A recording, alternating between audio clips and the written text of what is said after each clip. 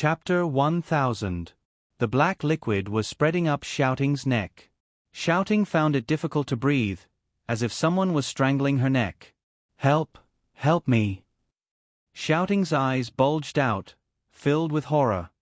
"Help me!" Shouting, "What's going on? What's this?" Shouting. The boy in the camouflage uniform ignored his own injuries and pulled the monkey's body away from her. Shouting's neck was wrapped in a thick black liquid, which was slowly spreading up to Shouting's face. The boy in the camouflage uniform didn't know where to put his hands and feet, nor did he dare to touch those things. With red eyes, he called her name, Shouting. Shouting grabbed his wrist and squeezed out a few words with difficulty. "Help me." "Wenbei, what's this?" The boy in the camouflage uniform could only look at Shi Sheng. Shi Sheng was looking at the pendant. Hearing the boy in the camouflage uniform's words, he looked up at Shouting and curled his lips. "How would I know? Aren't you a professional grave robber? This is something from the tomb. How could you not know?" The boy in the camouflage uniform yelled at Shi Sheng.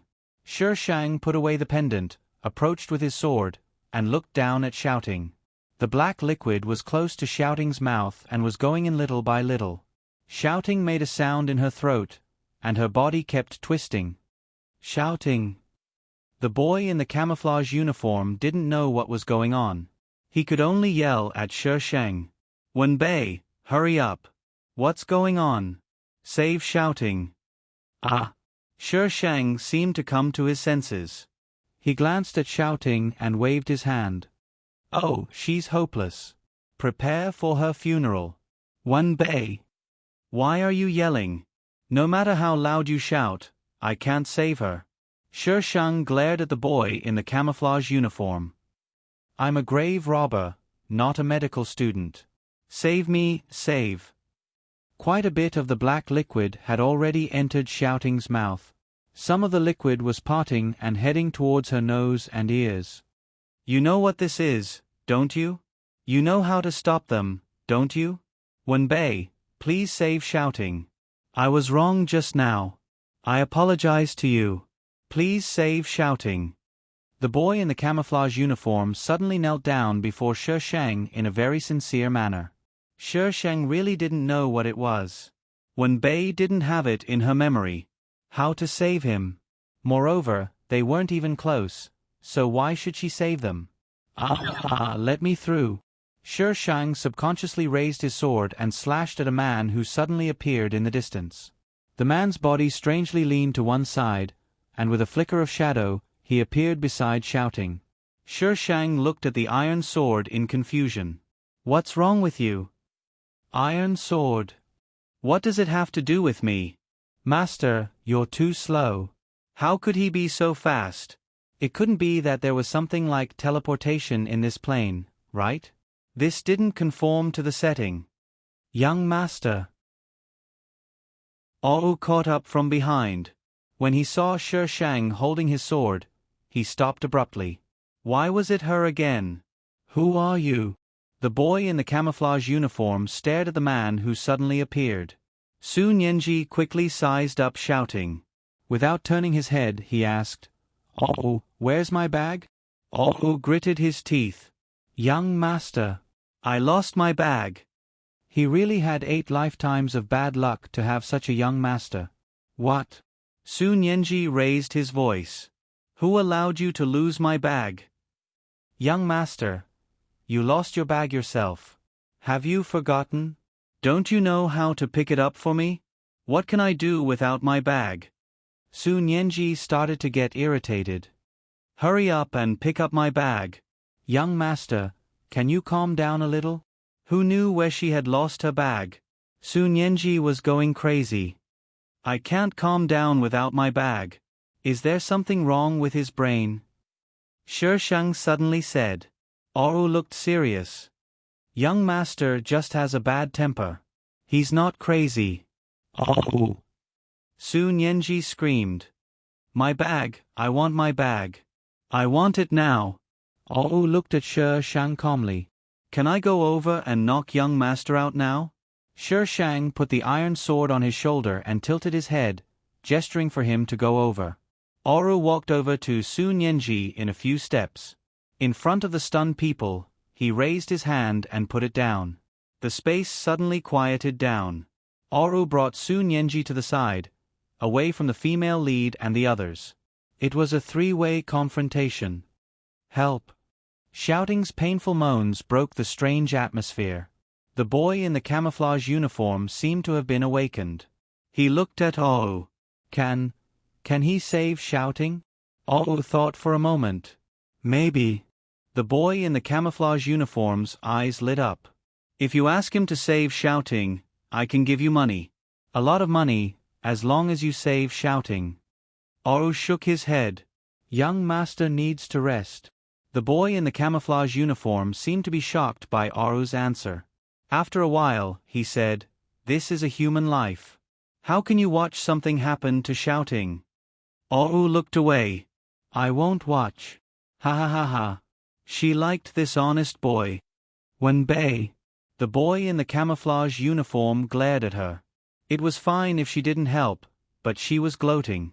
Did she have any humanity? Shishang shrugged and kept the smile on her face. Shishang and Oru were indifferent. The boy in the camouflage uniform could only watch as the liquid entered Shouting's body.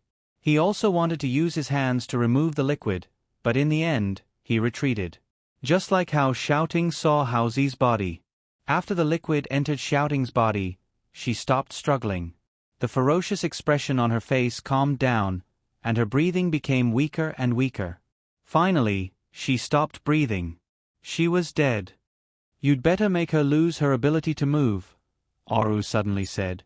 What do you mean? She's already dead. Why won't you let her go? The boy in the camouflage uniform was enraged. Oru was as straightforward as ever. I'm just reminding you. Shishang remembered Haozi's body. He suddenly fell down and then jumped up to extort money. Was it that thing that was playing tricks? The boy in the camouflage uniform didn't listen to Oru's words and dragged Shouting to a clean place. Yi Yao's head was lowered. Her expression couldn't be seen, but judging from her indifferent attitude towards Shouting just now, she probably had some resentment towards Shouting. After all, she secretly gave her things to Shishang. This was the female lead who had a breakdown. It wasn't strange at all that she had strange thoughts.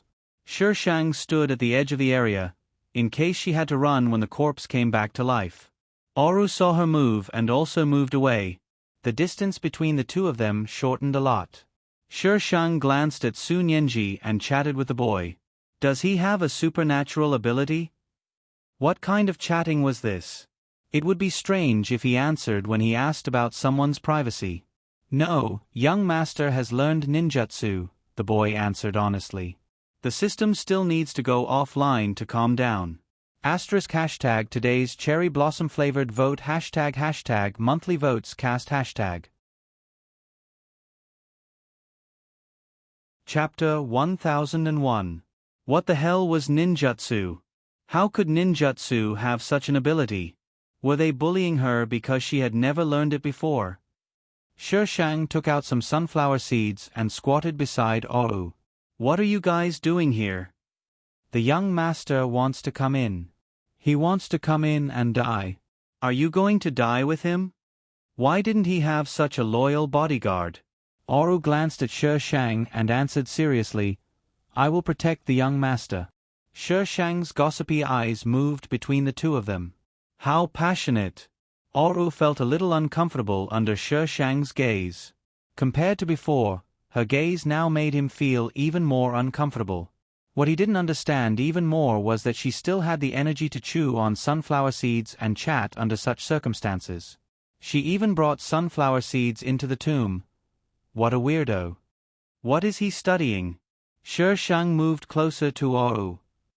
I don't know. Shishang. What happened to being a straightforward boy? The two of them sized each other up and the surroundings quieted down. Shishang didn't leave because he wanted to watch a good show. Oru didn't leave, so he didn't know what he wanted to do. The people on the female lead side were gathered around shouting, and no one knew what they were discussing. There's something wrong with her. We should leave. Yi Yao tried to persuade the boy in the camouflage uniform. The boy in the camouflage uniform was heartbroken. He held Shouting's hand and didn't want to let go. Shouting liked Hauzi, but the boy in the camouflage uniform liked Shouting. It was a mysterious love triangle. The other boy was in the background, but he also felt that Yi Yao made sense. He tried to persuade the boy in the camouflage uniform in a low voice. The things that entered Shouting's body felt very strange no matter how he looked at it. If you want to leave, then leave. The boy in the camouflage uniform looked at Shouting and ignored Yi Yao and the other boy. Yi Yao still wanted to persuade the boy in the camouflage uniform, but Shouting's eyes suddenly opened. She grabbed the boy in the camouflage uniform by the neck, pulled him to her mouth, and bit him. The sound of swallowing could be heard in the quiet corridor. The boy in the camouflage uniform's expression froze. He screamed a few seconds later. He struggled fiercely, but Shouting's strength was much greater than before. He struggled a few times but was unable to break free. Instead, he was pressed down by Shouting's body, crawling on top of him and drinking his blood. Help! The boy in the camouflage uniform reached out. Yi Yao didn't dare to step forward. She looked at Shouting with a pale face. The other guy was so scared that he ran away. Bang! This gunshot shocked Yi Yao so much that she trembled. Shouting, who was lying on top of the boy in the camouflage uniform, was hit by the bullet. She roared strangely and arched her body like an animal. She exerted force with her legs and shot in the direction of Yi Yao. Bang bang! A few more gunshots were heard. Yi Yao was pulled aside and Shouting fell on the ground where she had been standing.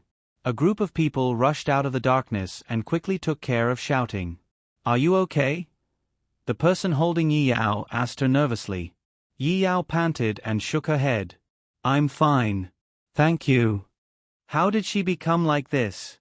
Yi Yao told the person what had happened. The person's eyes fell on Shishang and Oru, who were not far away. Shishang was still eating sunflower seeds. There was a strange smile on his face, which made people uncomfortable. Oru was holding Sun Yenji and looking at them expressionlessly. They had been standing there just now and had not done anything when they saw someone being attacked. Boss. The person looked away and waved to the person beside him. A man in a black leather jacket walked out of the group and glanced at Yi Yao. This was the male lead, Pei Yi. Pei Yi was the male lead who was cold and taciturn. Anyway, the male lead did not have any other settings besides this. He walked to Yi Yao's side and reached out to touch her head without saying a word. Boss, they. The person gave Pei Yi a look. They knew Shishang because they had walked together before, but they did not know the other two people. Let's go. Pei Yi took Yi Yao's hand and turned to leave. Boss, are we going to leave them alone? Pei Yi did not say anything and just continued to walk forward. Shishang. F***CK. Are they not going to argue with I? Are they going to leave just like that?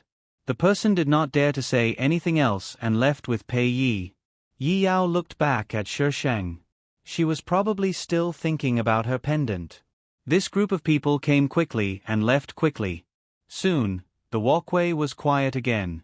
Oru waited for a while and suddenly carried Sun Yenji to Shouting's body. He pinched Sun Yenji's philtrum to wake him up. Oh! Sun Yenji woke up slowly. Why did I fall asleep again? Young master doesn't have enough time to rest. Shishang was stunned. This Oru was good at lying through his teeth. Where was the honest boy he was supposed to be? Sun Yenji stood up and touched his neck. It hurts. Did you hit my neck while I was sleeping? Young master, there's a body here. Oru pointed at Shouting's body on the ground. Sun Yenji immediately turned his attention to the body. His eyes lit up. Is it the same as the one we met before? It should be. My bag. Hurry up and get my bag. Sun Yenji was trembling with excitement. Young master, I don't know where I lost my bag. The tomb was so big. If he went back to look for it, it would take forever. Sun Yenji glared at Oru. Why did I hire you? You can't even look after my bag. Oro replied seriously, Young master, I'm here to protect you. I'm not here to look after your bag. It's your job to look after my bag. I'm going to deduct your salary. Su Nianji stomped his feet in anger. Young master, you've already deducted my salary until next year. Is that so? Su Nianji scratched his head. Then continued to deduct it. Oro was unmoved. After all, it wasn't young master who paid his salary. He could deduct it as he pleased. Pa! A bag suddenly fell in front of Su Nianji. His eyes lit up as he looked at the bag. His eyes lit up even more. Vixen, you're such a good vixen. Shi Shang was speechless. Oro couldn't change the fact that he was a pervert. Shi Shang stepped forward and picked up the bag. Hey! What are you doing? Su Nianji grabbed his bag. Give it back to me. What did you just say about me? Shi Shang narrowed his eyes as he asked Su Nianji. Vixen. Su Nianji was very bold. Aren't you one? Young master. Oro shouted. Couldn't he see that the person opposite him was about to flip out? Haha. You're the vixen. Did she grow a tail or ears? How could she be a vixen? Haven't you heard that one is not allowed to become a vixen after the founding of the country? Idiot. Young master, she's a human. He didn't really understand why his young master would think that she was a vixen. He had never understood the young master's way of thinking. Su Nianji was suspicious. Really? Oro nodded. It couldn't be more real. That's a pity. Su Nianji's face was full of disappointment. He wasn't interested in living people. Asterisk, please vote. Chapter 1002. Perverts and what not, it was better to kill them. Shi Shang took the bag and walked back. Su Nianji shouted behind him, Leave the bag. Based on your attitude just now, I won't give it to you. Shi Shang ignored him. Su Nianji could only order his bodyguard, Oro, take the bag back. Young master, I can't beat her, Oro said honestly. He still remembered the strange power behind him when he tried to escape last time. How do you know you can't beat her when you haven't even tried? Young master. Okay. Su Nianji waved his hand. He suddenly rushed forward and hugged Shi Shang's leg. I was wrong, sister. Give the bag back to me. Oro looked away silently. His young master. Well, how should he put it? He was afraid when he lost his principles. Shi Shang's mouth twitched. Let go. Su Nianji hugged him even tighter. Give the bag back to me and I'll let go. Otherwise, I won't let go even if I die. Then go to hell. Damn, it was better to kill this pervert. Before Shi Shang could draw his sword, Su Nianji let go of him and ran back behind Oro. Didn't he say he wouldn't let go even if he died? How did this kind of person become a villain? Did he bribe the plot writer? Asterisk flips table asterisk there must be a conspiracy. Miss One, that bag is useless to you. Can you return it to my young master? Oro spoke on behalf of Su Nianji. If the bag hadn't appeared, he could still trick his young master into forgetting about it. But now that the bag had appeared, his young master wouldn't stop until he got it back. Shi Shang glanced at Oro. Seeing how cute he was, he temporarily gave up the idea of killing the pervert and threw the bag back. You're really a good. Su Nianji swallowed the word vixen under Shi Shang's fierce gaze. Human. As soon as Su Nianji took the bag, his entire demeanor changed from that of a joker to that of a serious scholar. He took out the tools from the bag and flipped the corpse upside down. Then, he cut open the clothes without a change in his expression. Shi Shang watched him dissect the corpse as if it was made of tofu. This kind of skill couldn't be achieved without years of practice. How many people had he dissected? In order to be able to dissect fresh corpses anytime and anywhere, young master took the forensic science exam. Ah Wu had appeared beside Shi Shang at some point. Shi Shang munched on melon seeds. And then? Then he was dissuaded. Why? He was such a good student. Oru glanced at young master. Young master dissected other people's corpses too. There weren't enough corpses. Shi Shang. Dissecting other people's corpses and leaving them with no corpse to dissect? Very good. This was very perverted. Hashtag I might have met a pervert with a strange style. Hashtag has he ever killed anyone? No. Shi Shang was surprised. He's so perverted that he didn't kill anyone. According to the law of perverts, when dead things couldn't satisfy them, they would choose to dissect living people. Young master is not interested in living people. That's why he has to kill them first. Wouldn't it be dead if he killed them? Young master thinks it's troublesome. This reason, she didn't know what to say. She wondered how the police would thank her if they knew that there was a pervert who didn't kill people because he thought it was troublesome. Why are you telling me this? Shi Shang looked at Oru strangely. One who is unaccountably solicitous is hiding evil intentions. She remembered this saying very clearly. Not everyone was as bored as her and wanted to stir up trouble. Young master needs a long time. It's boring to wait. So what's wrong with gossiping about his young master? Gossiping about your young master? What's wrong with that? Oru was right when he said that his young master needed a long time. Shi Shang propped up her chin. She was bored of eating melon seeds. She glanced at Oru. How long does he need? I don't know. Shi Shang's mouth twitched. The pervert's sidekick was so strange. She threw away the melon seed shell in her hand and got up to walk towards Sun Yanji. When she got closer, she suddenly drew out her iron sword and stabbed it towards the corpse's heart. Sun Yanji, Oru. Shi Shang calmly withdrew her iron sword. There was some black liquid on the blade and it quickly spread towards the top of the iron sword. Sun Yanji's eyes lit up. Don't move. Shi Shang swung her iron sword and the black liquid was flung to the wall. In the blink of an eye, the black liquid disappeared into the wall. Sun Yanji's eyes widened. You. What are you doing? Shi Shang looked at him fiercely. Sun Yanji's aura weakened. No, nothing. He glanced at the corpse and hurriedly picked up a glass bottle from the ground. He fiddled with the glass bottle near the heart. There was a big ball of black liquid inside. Young master. Oru suddenly rushed forward and grabbed his hand. He actually wanted to touch it with his hand. Was this something that could be touched with one's hand? Oru felt frustrated. If he didn't keep an eye on his young master, he would definitely do something stupid. Sun Yanji embarrassedly retracted his hand and used a medium to pour some of the liquid into the glass bottle. The liquid swam in the glass bottle. Sun Yanji shone a strong light on it and used a magnifying glass to look at it. Oh, come and see. Sun Yanji stuffed the magnifying glass to Oru. They are so cute. Under the magnifying glass, the black liquid was actually very small insects.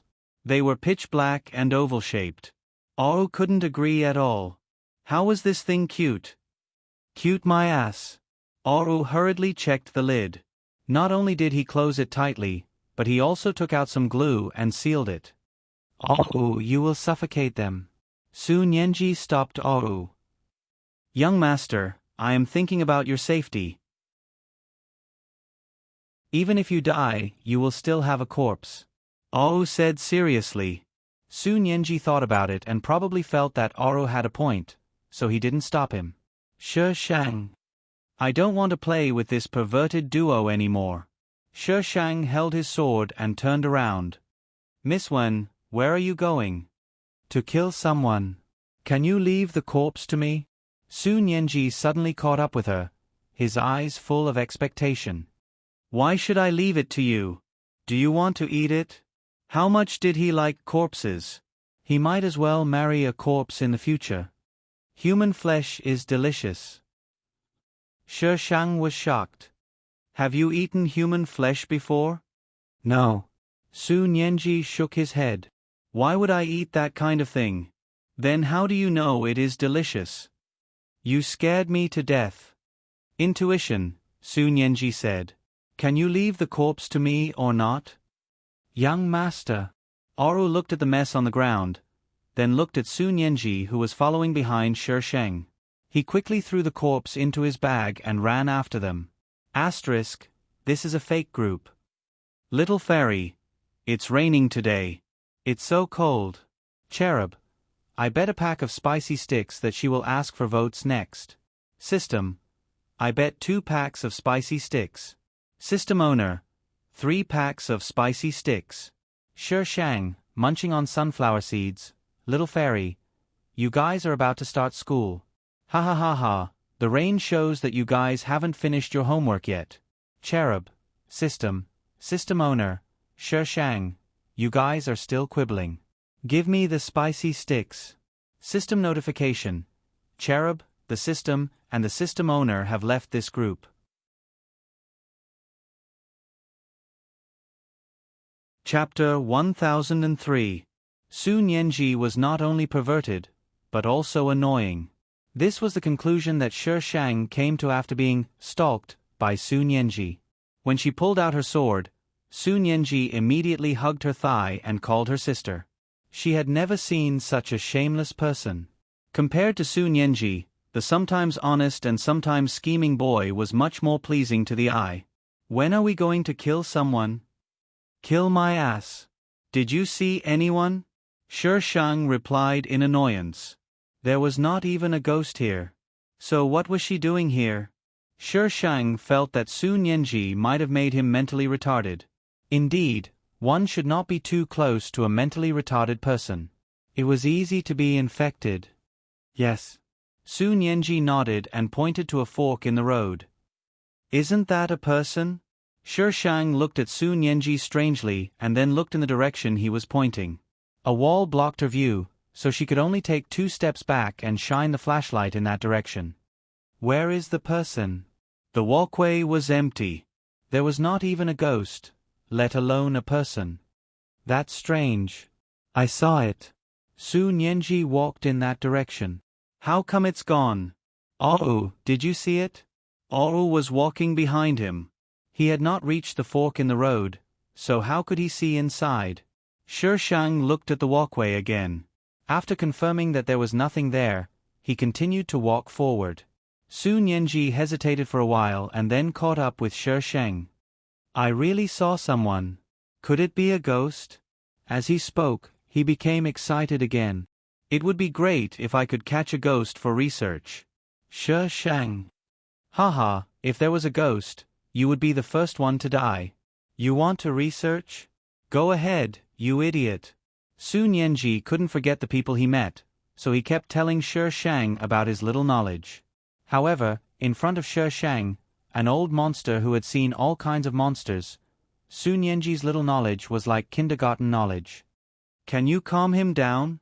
Shi Shang asked Oru. Oru looked at the excited Sun Yenji and then at Shi Shang, who was about to draw his sword, and walked to Sun Yenji's side. Oh! Sun Yenji roared. I dare you to knock me out again. Oru looked at Shi Shang silently. How did the young master know? Shi Shang coughed and looked away. She didn't know anything. Xiao Bei already told me. Sun Yenji sold her out in minutes. Oh. When did the young master become so close to Miss One? He even called her Xiao Bei. Shi Shang. Why did you have such a bad mouth? Oru silently retracted his hand. He was conflicted. How could he knock the young master out in the future? He had to bear the consequences of his own actions. Shi Shang endured Sun Yenji's excited explanation and walked forward violently. Boom, a wall collapsed, and an unpleasant smell came out from inside. Blue flames suddenly lit up around them. Shi Shang was no longer in a narrow passage, but in a stone room. The stone room was very big, but there were only 2 coffins and nothing else. After coming down for so long, Shi Shang finally saw 2 coffins. Only then did he feel like he was robbing a tomb. It was like walking through a damn maze. What is this place? There are coffins. Are we in the main tomb? This is too shabby. Sun Yenji looked inside, but he had no intention of going in. He rolled his eyes and suddenly looked at Shi Sheng. Xiao Bei, you go in first. Why don't you go in? Shi Sheng rolled his eyes speechlessly. Su Nianji shook his head. You're the best. You go first. Shi Sheng pulled Su Nianji, and he stumbled and fell directly into the room. Oru was standing a little behind. When he saw Su Nianji being pushed in by Shi Sheng, he quickly jumped in. Young master? Are you okay? I told you not to provoke her, but this girl is always violent. You can't afford to provoke her. Shi Sheng crossed his arms and looked at them from outside. You don't even have the awareness to sacrifice yourself for your career. You might as well go home and sleep. Why don't you come in? Su Nianji was not convinced. Shi Sheng shrugged and said casually, I don't have a career, so I don't have to sacrifice myself. I will go in when you are sure that you are okay. Oh. He suddenly felt that his young master's moral integrity could still be salvaged. Su Nianji and Oru stayed inside for a while. Shi Sheng saw that they were alive and kicking, so he went in. Young master, look here. Oru shone the light on the wall of the stone room. Is this a mural? There were some drawings on the wall. The lines were messy and there were some strange circles in the middle. There were similar drawings on the wall of the stone room. I have seen drawings similar to these. Su Nianji asked Oru to pass him the bag. He rummaged through the bag for a while before taking out a few pieces of paper. Look. Shi Sheng glanced at Su Nianji's hand. The drawings on the paper were very similar to the ones on the wall. It was just that the distribution of the lines and circles was different. Click, rumble, the wall on their side suddenly began to move. Light shone in from the outside. Oru immediately took Su Nianji and hid behind the coffin. Shi Sheng stood where she was without moving. The wall was still moving slowly. The ground was trembling slightly. The light was getting stronger and stronger. The people outside were gradually revealed. There's something. There was a shout from outside. Shi Sheng heard the sound of guns being loaded. All the light was focused on Shi Sheng. A hesitant voice said, Is it? Wenbei. The people outside came in with guns. They looked around carefully. After confirming that there was no one, they shouted, It's Wenbei. It had been more than 10 days since they parted ways with the female lead and the others. These people looked a little disheveled. Everyone entered the stone room. The huge team was reduced by half. Wenbei, why are you here? The man who had rushed to the female lead's side for the first time looked at Shi Sheng strangely. His tone was full of questions. This man was Panko. He was the male lead's second in command. Shi Sheng immediately turned on his angry mode. It's none of your business where I am. Does your family own this tomb? Panko. Did he eat explosives? Panko's gaze fell behind Shi Sheng. That was where Shi Sheng had broken through the wall. Was this the sound they had heard just now? He didn't smell any explosives. How did she blow up the wall? Along the way, they sometimes overlapped with Shi Sheng's route. They could see some corridors that had been forcefully destroyed. Panko was puzzled. This kind of destruction was impossible for humans to do. How did she do it? Panko. Panko retracted his gaze and hurried back to Pei Yi. Boss, look over there. Pei Yi had already seen it. Although he was puzzled, he didn't show it on his face. Check the surroundings. Panko nodded. He hurriedly sent people to check the surroundings. Whether or not she had ulterior motives, it was much safer than those things that had suddenly appeared. *Hey. Is Cherub voting? Begging for votes.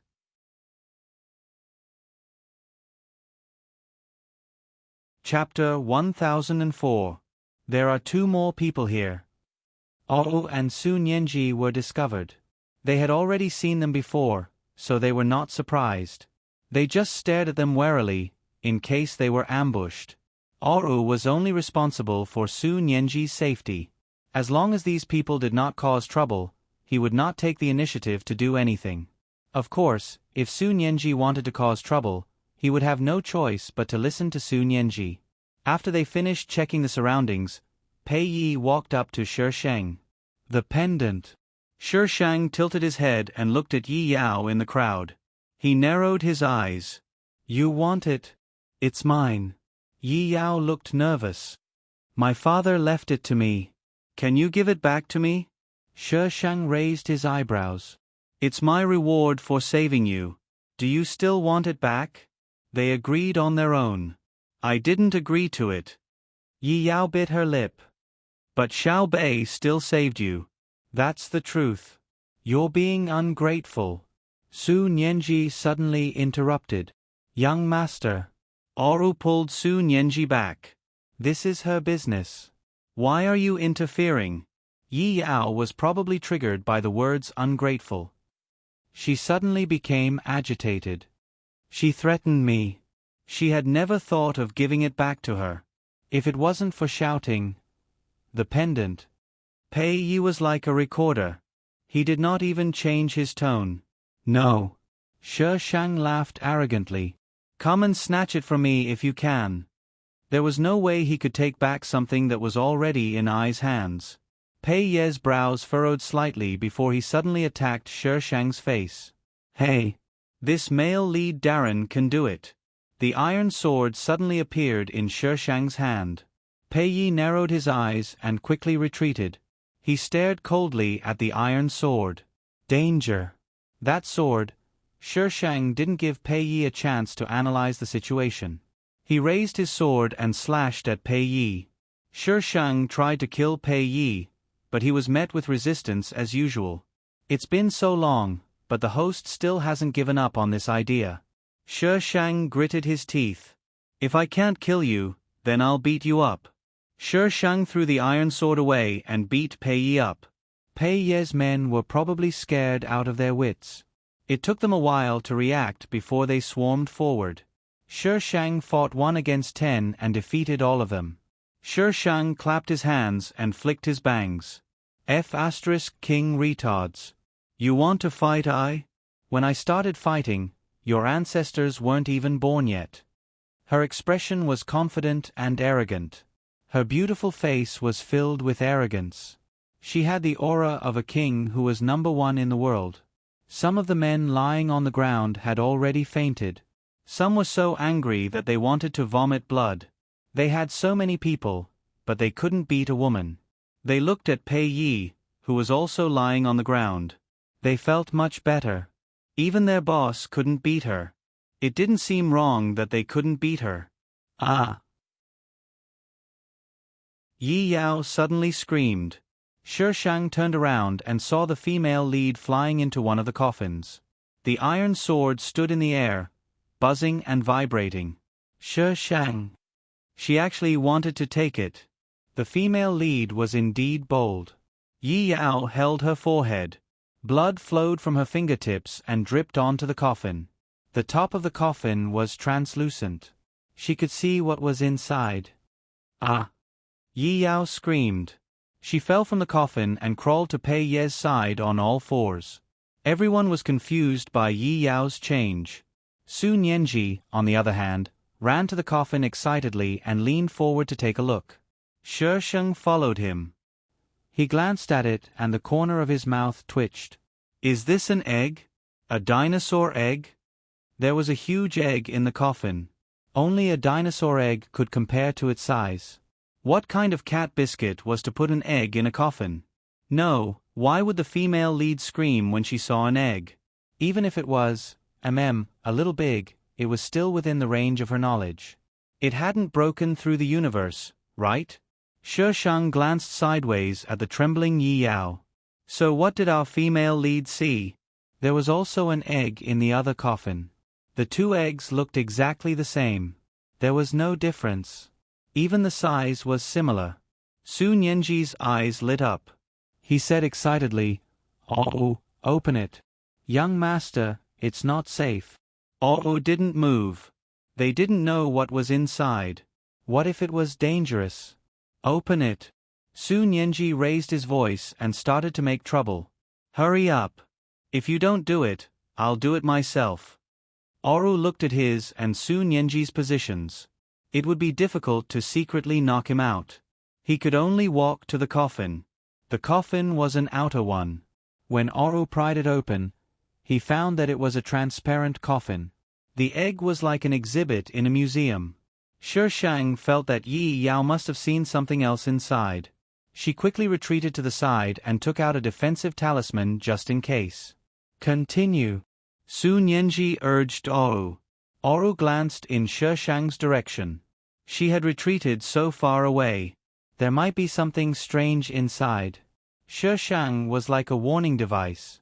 When she was in a defensive posture, there was an 80% chance that something bad was going to happen. Oh! Before Su Nianji could finish his words, Oru covered his mouth. He struggled twice and lost consciousness. Pei Ye's people were stunned. What was going on? Betrayal?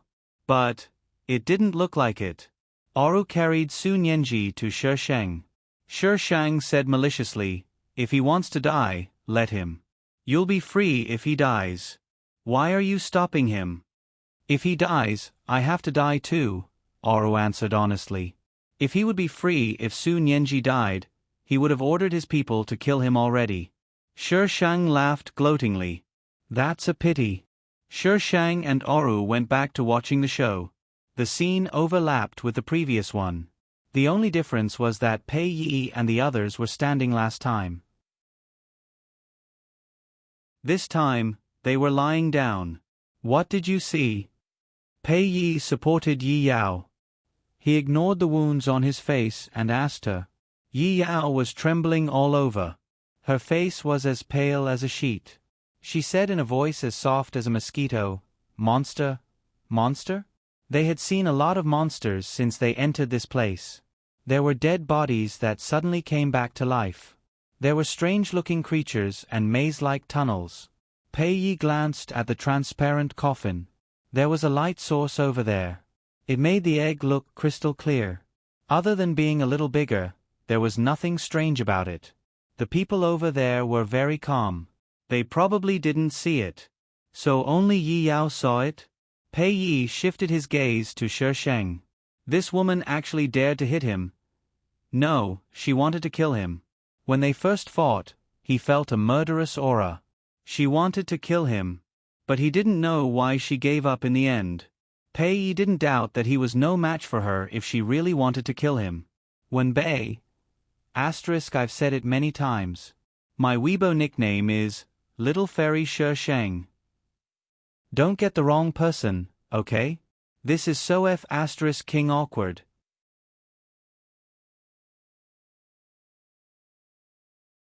Chapter 1005. Yi Yao couldn't explain what she saw, so Pei Yi could only comfort her.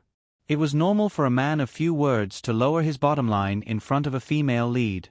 After comforting Yi Yao, Pei Yi organized people to check the two coffins. From time to time, he had to pay attention to Shi Shang and Oru. Shi Shang found a place to sit down and eat melon seeds.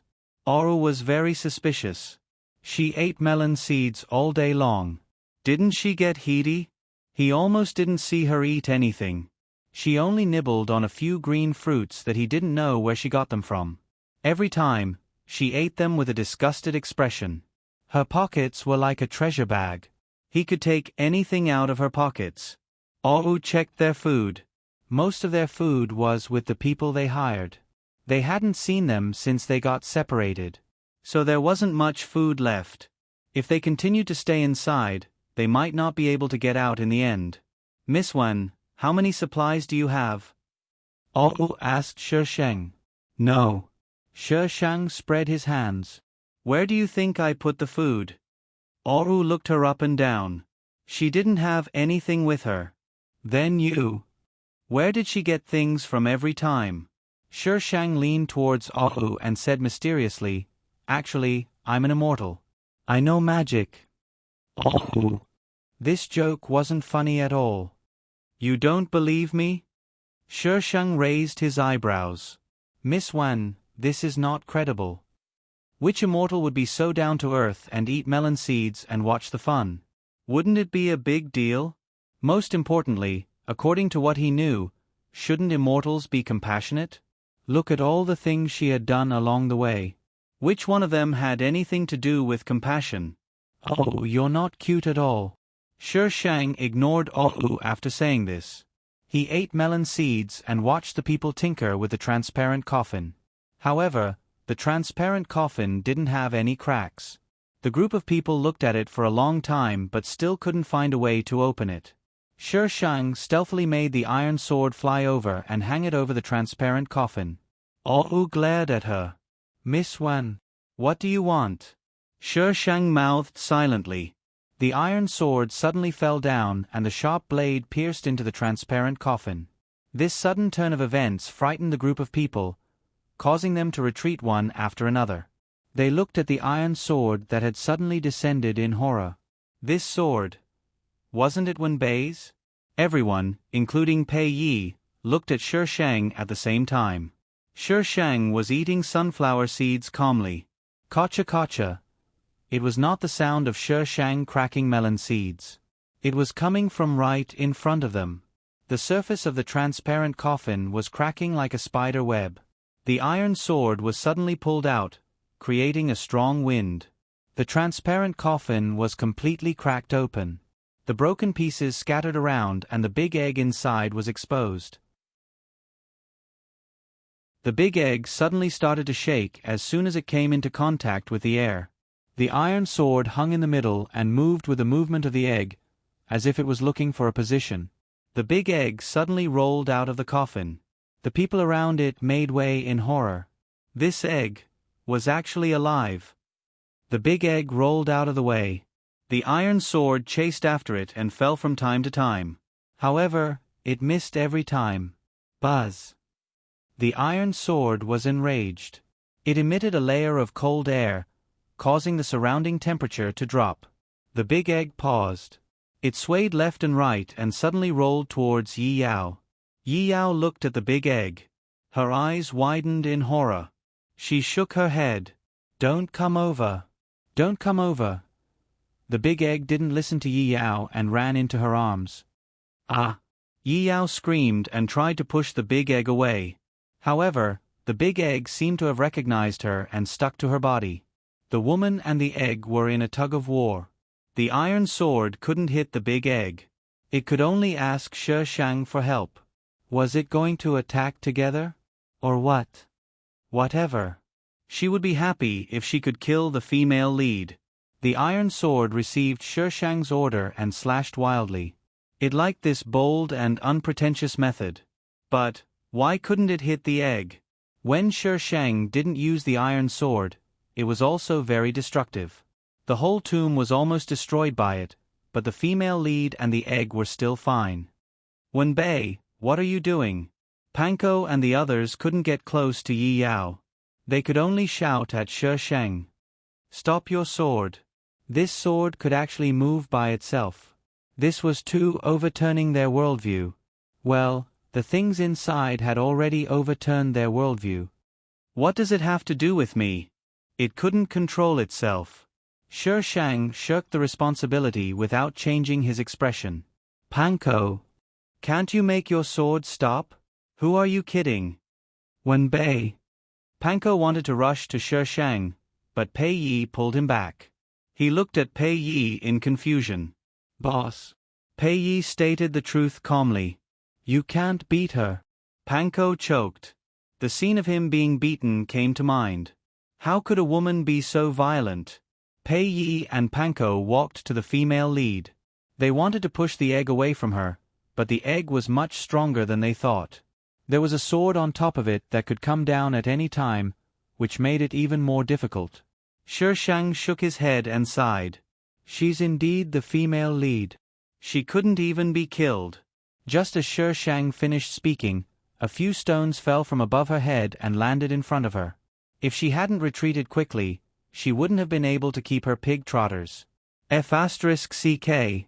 She definitely didn't get her luck back. Cannon fodder was cannon fodder. She could forget about being treated like a female lead. It was better for her to quietly be a cannon fodder who destroyed the world. Shi Shang walked to the side calmly. Oru stared at him blankly. How could he be so calm? Rumble. Countless stones fell from above. Shi Shang, who was trying to maintain his cool, was almost hit by a stone. Then, Oru saw the girl, who had been so calm just a moment ago, suddenly run out with a face full of F***ck. Oru. More and more stones fell from the tomb. Oru hurriedly carried his young master and chased after her. When he went out, Shi Shang had already regained his composure. It was as if the person he saw just now was just an illusion. Miss Wen. Oru dragged out the word. Look at what you've done. Shi Shang looked innocent. I'm just helping them. This was called helping? This was called causing trouble. The entire tomb was collapsing. Yi Yao and the egg were stuck in the innermost position. It was a bit difficult for them to pass through such a large area of collapse. It was very rare to see a live version of an escape. It had to be watched. Pei Yi wanted to rescue Yi Yao, but they realized that the speed of the collapse was increasing. Pei Yi was dragged out. Iron Sword rushed out from the side and stood in front of Shi Shang, as if waiting for praise. Pei Yi and the others didn't even have time to breathe a sigh of relief. There was a loud bang behind them and the entire tomb was buried. Smoke and dust billowed and nothing could be seen. #today's gardenia-flavored vote #cherub, Liang Shang Wei Liang, in the book review section. You can post more in the book review section. Who knows, you might be the next one to read it. Love you guys. I'll vote for you.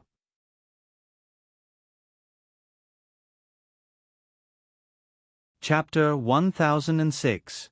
The group of people stared at the buried tomb. What should they do now? Save them, Pei Yi ordered calmly. Boss, how do we save them? It was all buried. How long would it take to dig it out? Panko was more proactive than the others. The moment Pei Yi finished his words, he rushed towards the collapsed tomb. Pei Yi was the second to go over. The others looked at each other and could only go over to help. Yi Yao was near the innermost part of the tomb. Even if the collapsed tomb had changed its position, the difference should not be big. Hence, they shouted a few times, but unfortunately, no one responded. Since no one responded, they could only dig. When Sun Yanji woke up, Pei Ye's side had only dug less than 1/5 of the hole. He first looked over, then jumped up and pinned Ah Wu down. You're amazing. You even dare to hit me now. If you were in ancient times, you would have been executed long ago. He also dared to hit you before. Shi Shang added. Sun Yanji was even angrier when he heard this. He beat Oru up, but Oru did not say a word. Besides, his young master was good at running away. Everything else about him was trash. It did not hurt to beat him up. When Sun Yanji was done venting, he suddenly remembered his business and rushed to the tomb. Where are my eggs? Oh. Where are the eggs? Don't tell me they were buried. They were buried. The honest boy looked honest. Oru's answer drove Sun Yanji crazy. Why were they buried? What did you do? Why didn't you take the eggs out?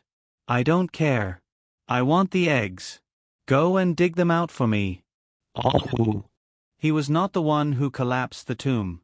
Why was the young master yelling at him? The culprit was over there, young master. As Sun Yanji was making a ruckus, Oru could only go and dig the eggs for him. Sun Yanji followed behind him and gave orders blindly. Shi Shang looked at Oru and guessed that he was thinking of ways to knock Sun Yanji out again. However, Sun Yanji was vigilant now. It was not so easy. Oru could only accept his fate and dig the eggs. Why was he the one who suffered in the end after what that woman had done? The group of people dug the eggs. Shi Shang looked at them in boredom. In the end, he got impatient and took out his phone to play a game. Where did the internet come from? It was a standalone game. The background music of the game started playing, and the people on the other side fell into a strange silence. She was actually playing a game. Why was she in the mood to play games? Did she think she was? They were grave robbing. Grave robbing. Grave robbing. Soon Yenji came over from Oru's side. He glanced at Shi Shang's phone and suddenly smiled. Xiao Bei, let me play. Don't you have a phone? Why did he want to play with her phone? Oru lost his phone. Young master, you lost your phone. Oru defended himself. He was not going to take the blame. If I say it's you, then it's you. Soon Yenji stared at him. Hurry up and dig. Oru. You are the young master. You are the boss. Everyone. They might have met a fake grave robber. Xiao Bei, let me play. No. Sister. Soon Yenji started to suck up to her again. Shi Shang. Oh, hurry up and drag your retarded young master away. I am going to draw my sword. Anyway, the result of this incident was that the people on the other side watched the two of them squat down and play games. Honey was speechless. It took them a long time to dig to the bottom. Yi Yao was pressed under a rock. The protruding rock at the side was used as support to give her some space so that she would not be smashed into a meat patty. The egg is broken. Someone pointed at the broken shell beside Yi Yao. Let's get Yao Yao out first. The two of you stand over there. Be careful. Panko instructed. But they realized that Yi Yao's leg was pressed down. They wanted to pull her out, but they had to dig the rock at the side away. By the time they got Yi Yao out, another few hours had passed. While they were trying to save Yi Yao, Soon Yenji ran over. He looked at the eggshell with a pained expression. How did it break? He looked at it for a while and wanted to go down. Young master, what are you doing? Oru quickly pulled him back. We can study the eggshell too. It was better to have something than nothing. Oru. Can you let it go? Who knows how old this egg is? What if it carries a super virus? The most important thing was that this egg could run before. I'll go. Young master, you stay up here. Oru pulled Soon Yenji back. Oh, be careful. Soon Yenji said with concern. Oru was wondering why the young master was concerned about him. Then he heard his young master say, "Don't break the eggshell." Haha, why would the young master care about him? It was all an illusion. Oru took a deep breath and went down carefully. He first checked the surroundings to make sure there was nothing strange. Then he put on his gloves and put all the eggshells into the bag. Is there anything down there? Soon Yenji asked anxiously as soon as Oru went up. No. Soon Yenji looked down. Where did the thing in the egg go? I don't know. Why don't you know anything? Soon Yenji suddenly complained. If you didn't knock me out, would I have missed it? Young master, I was thinking about your safety. Oru was used to Soon Yenji going crazy from time to time. His previous behavior was much more dangerous than this. Soon Yenji suddenly stopped talking. He snatched the bag from Oru's hand and staggered down from the ruins. He walked back to Shi Shang, who was still playing games. Shi Shang glanced at him and raised his eyebrows at Oru. Was he crazy again? Oru probably understood what Shi Shang was trying to say. He shook his head. The young master was not crazy. Shi Shang pursed his lips. How could this be called not crazy? He looked like he was terminally ill. Soon Yenji was fiddling with his eggshell. Oru stared at him without blinking. He was afraid that his young master would put the eggshell into his mouth if he blinked. That's strange. Soon Yenji didn't put the eggshell into his mouth. He just stared at it with a puzzled expression. The inner wall of this eggshell is very smooth and dry. It's hollow inside. Oru wanted to say that it was impossible. He had seen the egg roll all over the ground with his own eyes. But when he thought about his young master's attributes, he silently swallowed his words. What's so strange about it? Shi Shang rolled his eyes. This is an egg placed in a coffin. How can it be the same as the one outside? Oru thought that Shi Shang was talking nonsense, but his young master actually nodded in agreement. You have a point. Shi Shang started egging Soon Yenji on again. Isn't there another one? Let your Oru dig it out for you. Right, there was another one. Su Nianji's eyes lit up. Oh. Oru's lips twitched. This one Bei was definitely here to cause trouble. Young master. Oru interrupted him sternly. We have to go out. The food won't last for more than a few days. Asterisk, this is a fake group. Little fairy, here to cause trouble. 1 minute, 2 minutes. Little fairy, where are you? Little fairy, get up and pee. Little fairy, there's a red packet. Little fairy, pulling open the member list. Where are the people in I? System, they all left the group because they didn't want to vote. Add them back after you leave. Little fairy. Ah, goodbye friend, goodbye friend. System notification. The group owner has set this group to not allow anyone to join.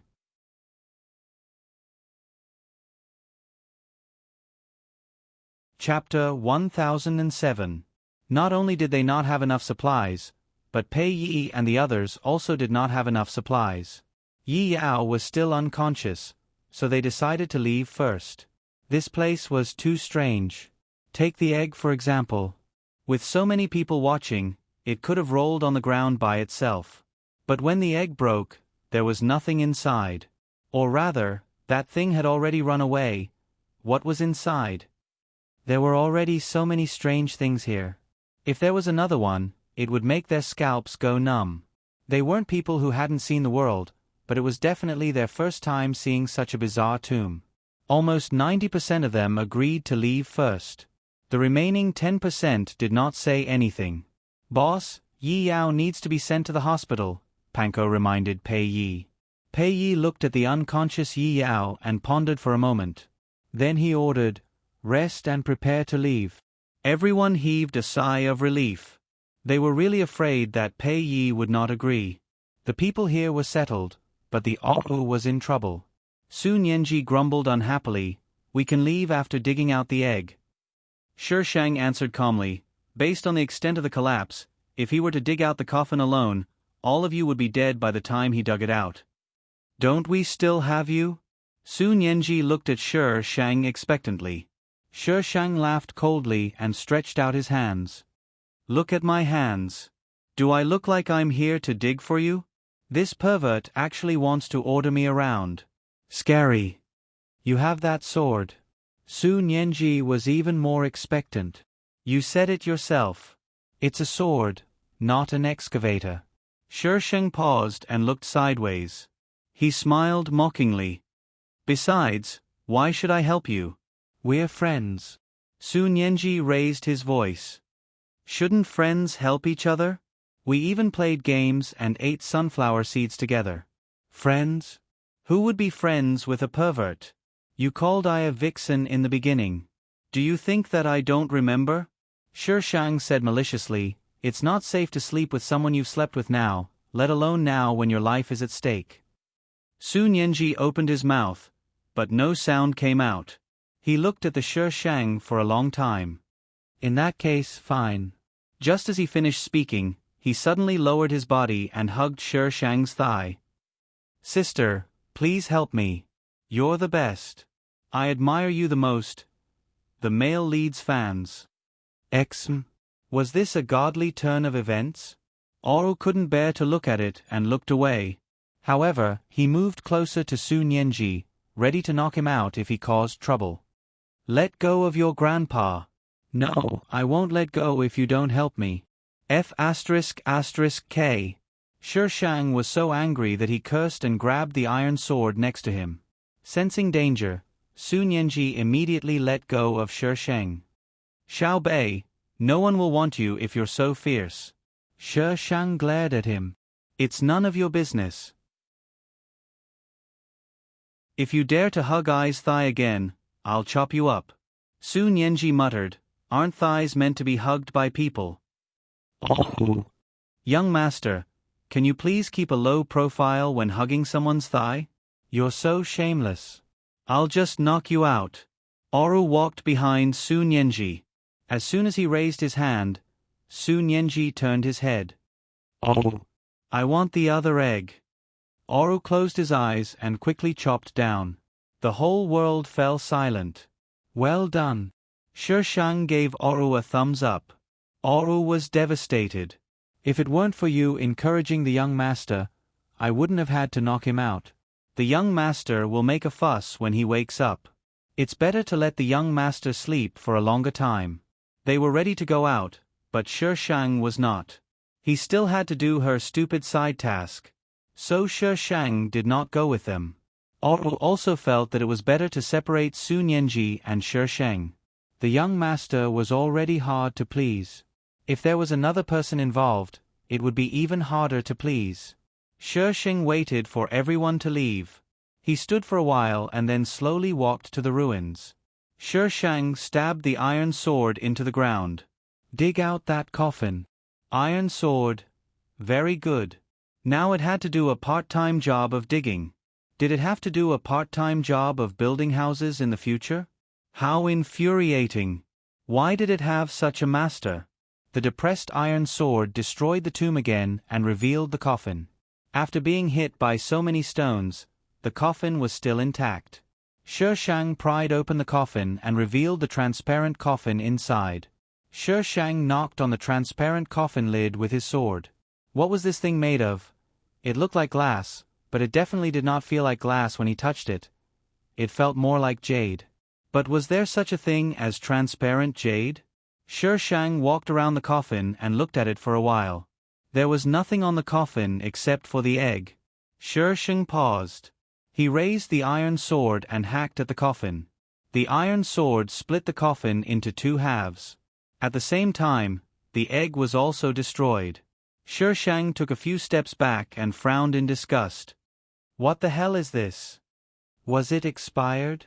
Black liquid was flowing out of the broken egg. It was sticky and smelly. The liquid was also stuck on the eggshell. It was completely different from the smooth eggshell Su Nianji had seen before. It was possible that the egg had not expired. Shi Shang nodded her head confidently, jumped up from below and walked out. Host, are you leaving just like that? You went through so much trouble to get the coffin out just to destroy this egg. What else could I do? According to the cliché plot, this egg was weird. Why not destroy it and wait for it to cause trouble? There was a cat biscuit. Shi Shang left the tomb and continued to walk forward. The further he went, the more tombs he found. There were also murals in some of them. The content of some murals was similar to the first one. There were also some murals that were different. The carvings on the murals were similar to those on the stone tablets she had seen in Su Nianji's files. Anyway, she couldn't understand them. But she could conclude that those stone tablets were related to this tomb. Chirp chirp. The monkey's cry pulled Shi Shang back to reality. She looked at the source of the sound. The monkey's cry was sharp and shrill. It seemed that it was being attacked by something. It was miserable and frightened. Shi Shang walked to the wall. The monkey's scream was loud and shrill. Then it quieted down and fell into dead silence. Time passed silently. Bang! The sudden crash scared Shi Shang. His hands trembled. She took a few steps back. You scared me to death. Please pretend to be scared first. It's so embarrassing to say that you were scared with an expressionless face. The system complained as usual. But strangely, Shi Shang did not complain this time. When the system suspected that the host was going to do something again, Shi Shang suddenly took out his iron sword and slashed at the wall.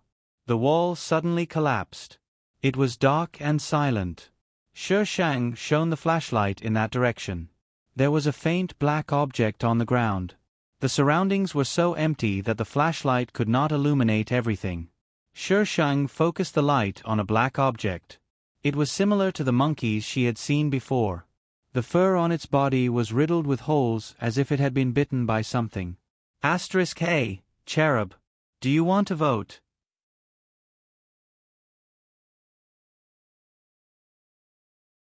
Chapter 1008. Shi Shang entered carefully. She walked forward for a while, but she still didn't see any walls or obstacles. This place was ridiculously huge. What was this place? Shi Shang continued to walk forward. The light seemed to have swept across something, and a black silhouette gradually appeared in her line of sight. When Sher Shang got closer, she was also shocked by the big black thing. It was a huge, stone statue? Let's put it this way. It was made of the same material as the coffin, and they were both transparent. This stone statue was very big. Standing in front of it, Sher Shang felt like an ant. What was this? Sher Shang stepped on her sword and flew up. She circled around the stone statue. When she saw the face, she felt terrible. What the hell was this? What the hell was this? The face of the stone statue was like an octopus, with tentacles on both sides. It looked very ferocious. Mutant. This was AF * King Grave Robber script. Why was there such a thing? This was something that only appeared in science fiction. The way it was changing the channel was too strange. Aliens? Strange species? Prehistoric world? Virus? These were the only words left in Sher Shang's mind at this moment. She might have entered a fake grave robber script. No, she had to calm down. Sher Shang put the stone statue into her space and quickly walked back. Host, why did you take away the stone statue? Whether it's useful or not, I'll take it away first. Is there a problem? When she wasn't sure whether this thing was dangerous or not, she had to take precautions. Is there a problem? If you take away the item to pass the game, how can the other party pass the game? Okay, the system might be overthinking. Who can pass the game when the host is around? Sher Shang left the strange empty space and quickly visited all the places in the tomb that she hadn't been to before. In the end, the whole tomb collapsed, and the places that shouldn't have collapsed also collapsed. Fortunately, there were only 2 eggs in this tomb. Otherwise, the tomb owner would be so angry that he came back to life. Sher Shang felt that something was following her, but every time she looked back, she didn't see anything. Sher Shang looked at the stone gate in front of him and muttered, "I've never been here before." On the stone door, there was no longer a strange pattern carved on it, but a soaring dragon. There was a circle in the middle of the 2 doors, but the middle was empty. That shape matched Yi Yao's pendant. Sher Shang took out the pendant and placed it in the middle of the room. The size of the pendant matched with the size of the pendant, but the stone door did not move. Sher Shang was speechless. What was going on? Why can't I open it? What other conditions are you lacking? Could it be that because she wasn't the female lead, Sesame didn't open the door? Flip the table. Where is Ai's sword? The violent Shang went online and hacked at the stone door. The stone door was split open, but gas instantly spread out. Anything that came into contact with the gas would make a sizzling sound. These gases were extremely corrosive. Sher Shang immediately stepped back. When the gas disappeared, the scene inside the stone door was too horrible to look at. Everything had been corroded. Sher Shang's mouth twitched. That was why they had to use a mechanism to open it. This was the consequence of forcefully destroying it. Flip's table, I don't want to play. Calm down, host. Sher Shang took a deep breath and looked into the tomb. The tomb was very big, and there was a coffin in it. It looked like it was of high quality. Although part of it was corroded, the part that was not completely corroded was a human skeleton. This should be the main tomb. This tomb was built for this person. Everything useful had probably been corroded, but she found a few lines of words on the coffin that was not completely corroded. They were different from the words in this world. They should be ancient characters. Sher Shang did not recognize them. She took a picture of the words and checked the surroundings. After making sure that she did not miss anything, she left. This place was almost completely destroyed. There were no clues at all. It was better to get out first. The exit that Sher Shang hacked out was still halfway up the mountain. Seeing the light again, fresh air rushed into his lungs. Sher Shang stretched comfortably. Sher Shang felt a chill behind him. He looked back, quickly took out the iron sword, jumped on it, and left. Just after she left, a black shadow flashed past the exit. The mountain breeze blew, and everything returned to tranquility. There was a village at the foot of Longxing Mountain. They had lived here for generations. It was said that this village had a history of hundreds of years. In recent years, a primitive ecological tourism area was developed near Longxing Mountain. There were more and more tourists coming to Longxing Mountain. This small village was the first stop of this primitive ecological tourism area. It benefited the most. Shi Shang was a little confused when he saw so many people at first.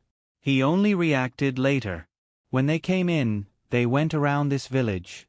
They did not see this village, but the memory of the original owner had information about this village. It was strange. Longxing Mountain's scenery was very good, but when it was planned, Longxing Mountain was kicked out.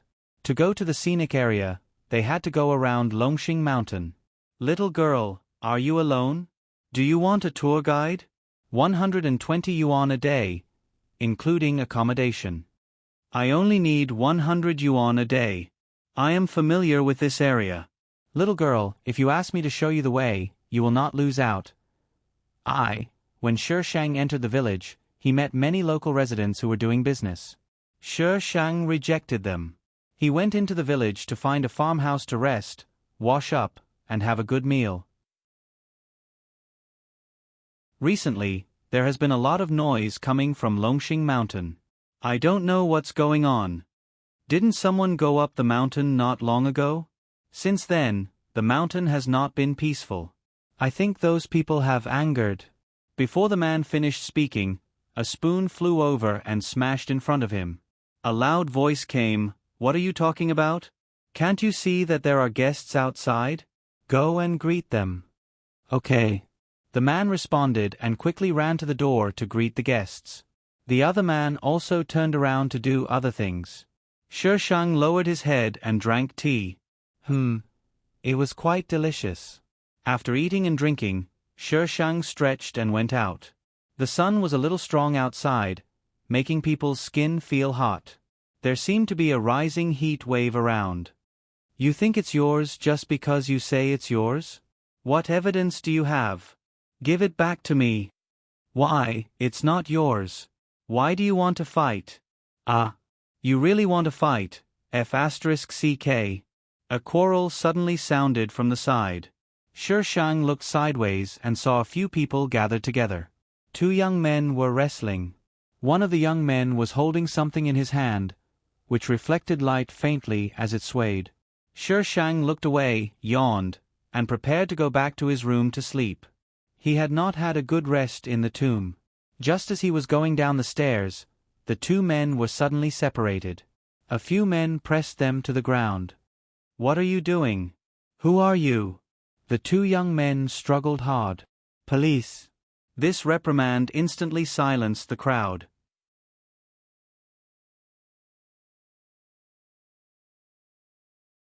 Chapter 1009.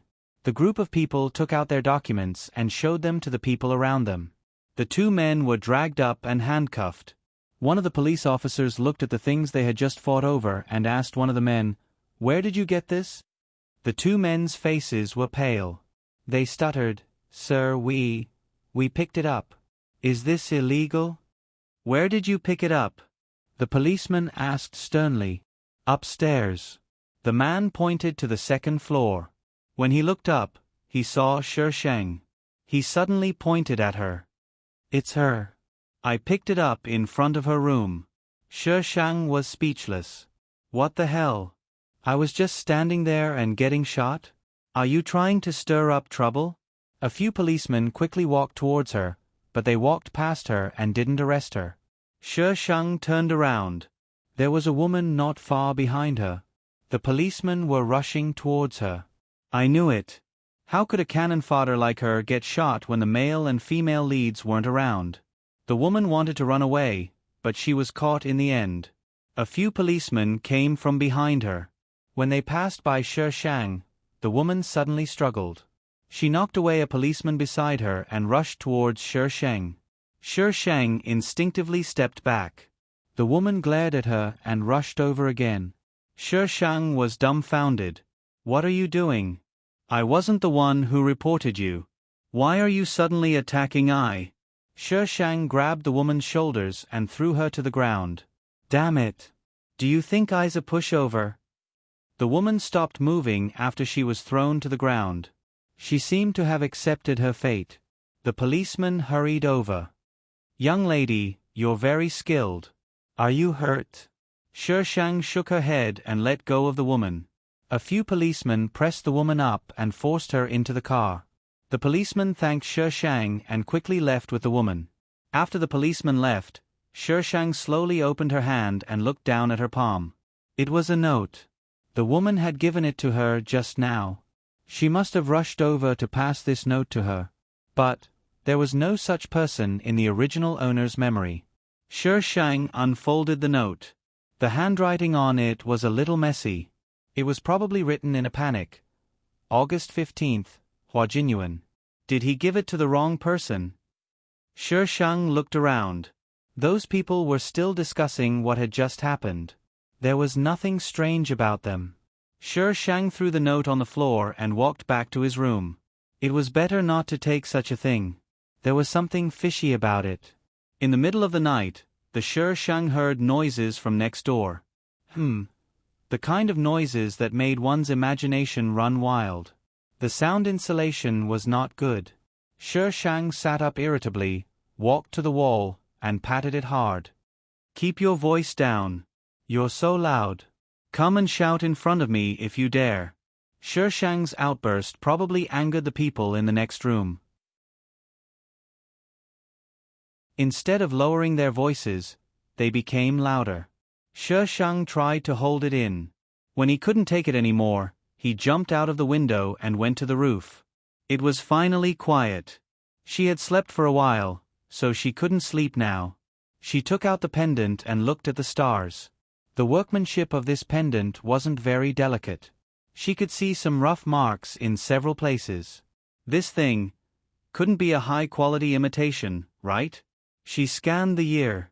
Shishang ordered the system in his mind. 1,000 points. Shishang. I'll give you one more chance. 143 years. The system broke down. Why was it so scared?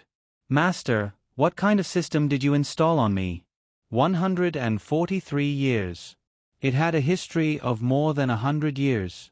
But the tomb was obviously older than that. It was a fake. No wonder she couldn't open the door to the tomb. It was a fake. Just as Shishang found out that she had a clue about a fake, he found out that someone was trying to pry open her door. Misfortunes never come singly. How infuriating. There were two people trying to pry open the door. One was on the lookout, and the other was trying to pry open the door.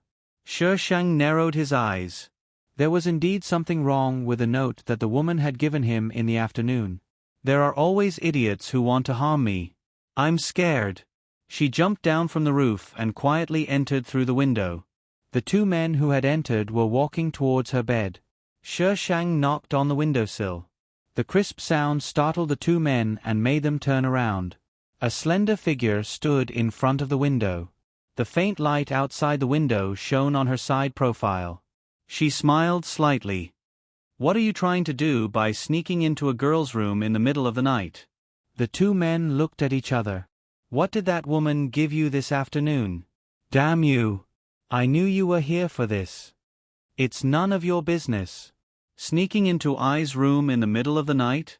Even if I knew, I wouldn't tell you."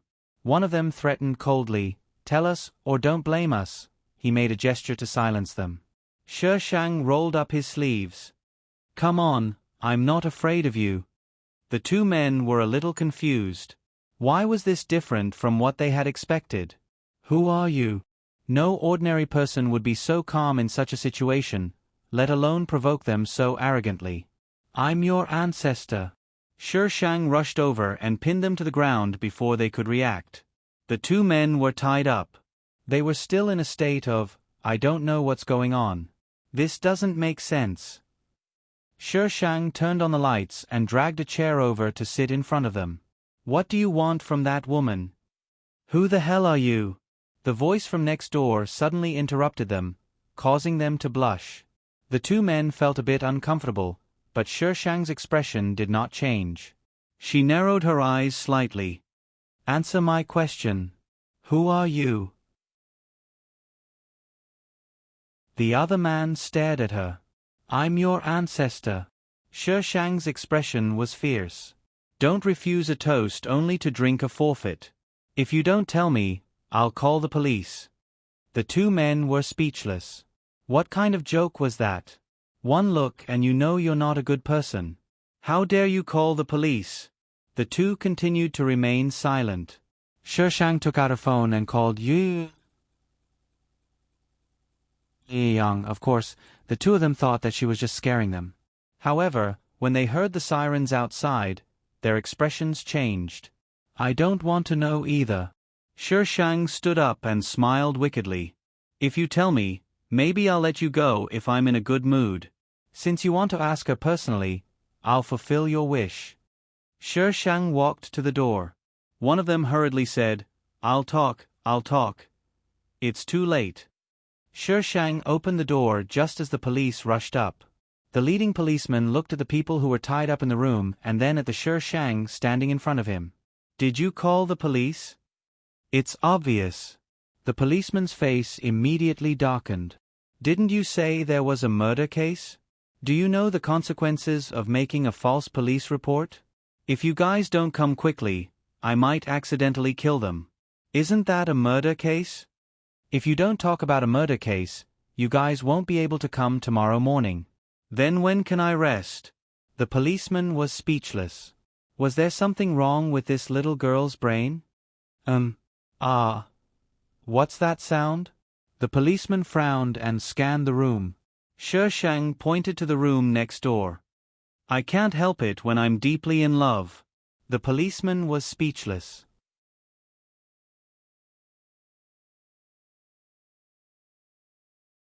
Chapter 10:10.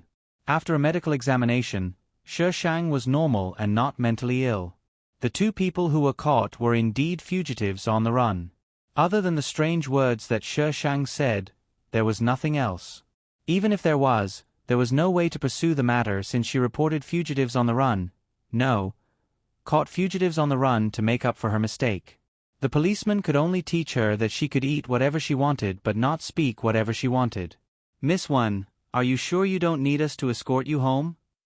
The policeman confirmed with Shi Shang again. No need. Okay, don't be so reckless next time. You're lucky that they didn't bring guns with them. If you really meet criminals with guns, you won't be able to survive even if you have several lives. Hit the demons if you have something. Shi Shang waved at him. The policeman felt that this girl was a little strange. She had been smiling from beginning to end. She was a pretty girl, but for some reason, he wanted to beat her up. Retreat. The policeman shuddered and left with his men. Host, why do you keep tormenting the policeman? The policeman in the previous worlds probably didn't want to see her anymore. Well, not only did the policeman not want to see her, the criminals didn't want to see her either. So, the host had to be motivated to offend the whole world before she was satisfied? Hit the demons if you have something. Didn't they say so themselves? Why was she tormenting them? Do you know who you are now? A tomb raider. How dare you go to the police and call them? Aren't you afraid that you'll be exposed? Shi Shang shook his head. Even if they know that I'm a tomb raider, what can they do to me? Go offline, go offline, go offline. Shi Shang went back to his room. The noise in the room next door was still going on. Shi Shang's strange gaze drifted to the wall. How energetic was she? Almost everyone came out to watch the commotion just now. Even the sound in the room next door didn't stop. And why did it overlap with the previous one? Shi Shang listened carefully for a moment. He was sure that the sound was repeated, but the volume was different. If he didn't pay attention, he wouldn't be able to tell. Shi Shang jumped into the room through the window. There was a woman lying on the bed, motionless. Shi Shang reached out to check her pulse. She was still alive. There was a tape recorder on the bedside table, and the sound was coming from it. The people in the city were getting more and more playful. I don't really understand how people in the city do things. Shi Shang turned off the tape recorder and went back to his room. The next day, Shi Shang heard someone talking about a dead person as soon as he woke up. The police team that came last night was now in a room downstairs. Did I activate Grim Reaper mode? Why did people die wherever he went? Host, it's you who doesn't follow the rules. You shouldn't have encountered these things. The person who died downstairs was a woman. It was said that she was traveling with her husband, but at this time, she strangely died in the room. Her belongings were ransacked. The police initially determined that it was a burglary. When the victim died, her husband wasn't in the room. He was fooling around with another woman. Shi Shang immediately understood when he heard this. The person who was fooling around in the next room last night was this man. Many police officers had heard the sound, so there was no need to verify it. Shi Shang couldn't be bothered with this matter. He lay on the roof and watched the commotion. The police investigated downstairs and questioned the people around, but no one could provide any useful clues. Just as Shi Shang was getting bored, his gaze suddenly fell on a group of people in the distance. They looked very disheveled. This group of people was Yi Yao, Pei Yi, and the others. Yi Yao was being carried by someone. She looked very weak. They actually fell behind her. They probably didn't expect the police to be here. All of them looked a little flustered. After all, they weren't decent people. When they wanted to leave, the police had already noticed them and sent someone to ask them. Pei Yi calmly made up an excuse. Although the police were a little puzzled, they believed him in the end and asked the hotel owner to take them to rest quickly. You can't use the rooms downstairs. You can stay upstairs. The lady boss led them upstairs. One bay. Shi Shang was standing at the top of the stairs. It was hard not to see him. Hi, long time no see. Shi Shang waved his hand. You're not dead yet. Seeing that they're not doing well, I'm relieved. The lady boss. What kind of greeting was this? Pei Ye's face darkened. She came out earlier than them and seemed to be quite relaxed. Thinking about what they had experienced in the cemetery, Pei Yi felt a little scared. Pei Yi glanced at her coldly and walked past her. The lady boss felt that the atmosphere was a little strange. She didn't dare to say anything and hurriedly arranged the people. After Pei Ye's people went in, Oru carried Su Nianji up the stairs slowly. Miss Wan? Oru was surprised to see Shi Shang. What's wrong with him? Su Nianji's face was very pale. He looked like he was about to die. Oru moved his cracked lips. He's hungry. Shi Shang. He thought that he had finally killed himself. It turned out that he was hungry. Bad. After Oru and Shi Shang separated, they wanted to find the exit. However, they encountered some strange animals in the passage. These animals attacked people on sight. Sometimes, there were sudden earthquakes that caused some passages to collapse.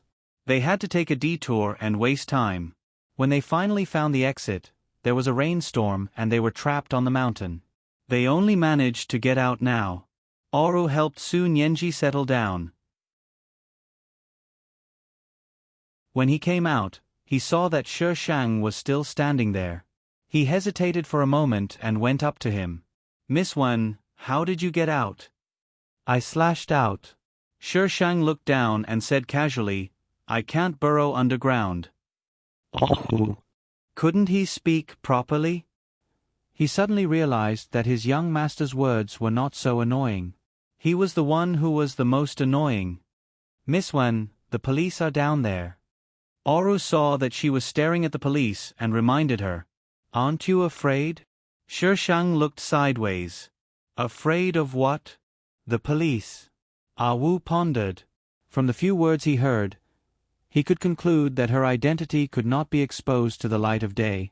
Shi Shang raised his eyebrows slightly and snorted arrogantly. So what? I even called the police yesterday and had close contact with the police uncle. Oh. Who gave you the courage to be so fearless? Be careful of Pei Yi. Oru reminded him one last time. Shi Shang looked at him. Oru nodded slightly and turned to enter the room. Asterisk 2017.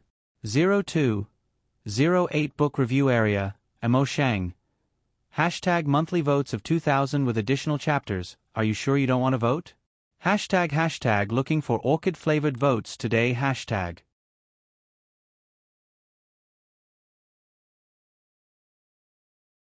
Chapter 10-11.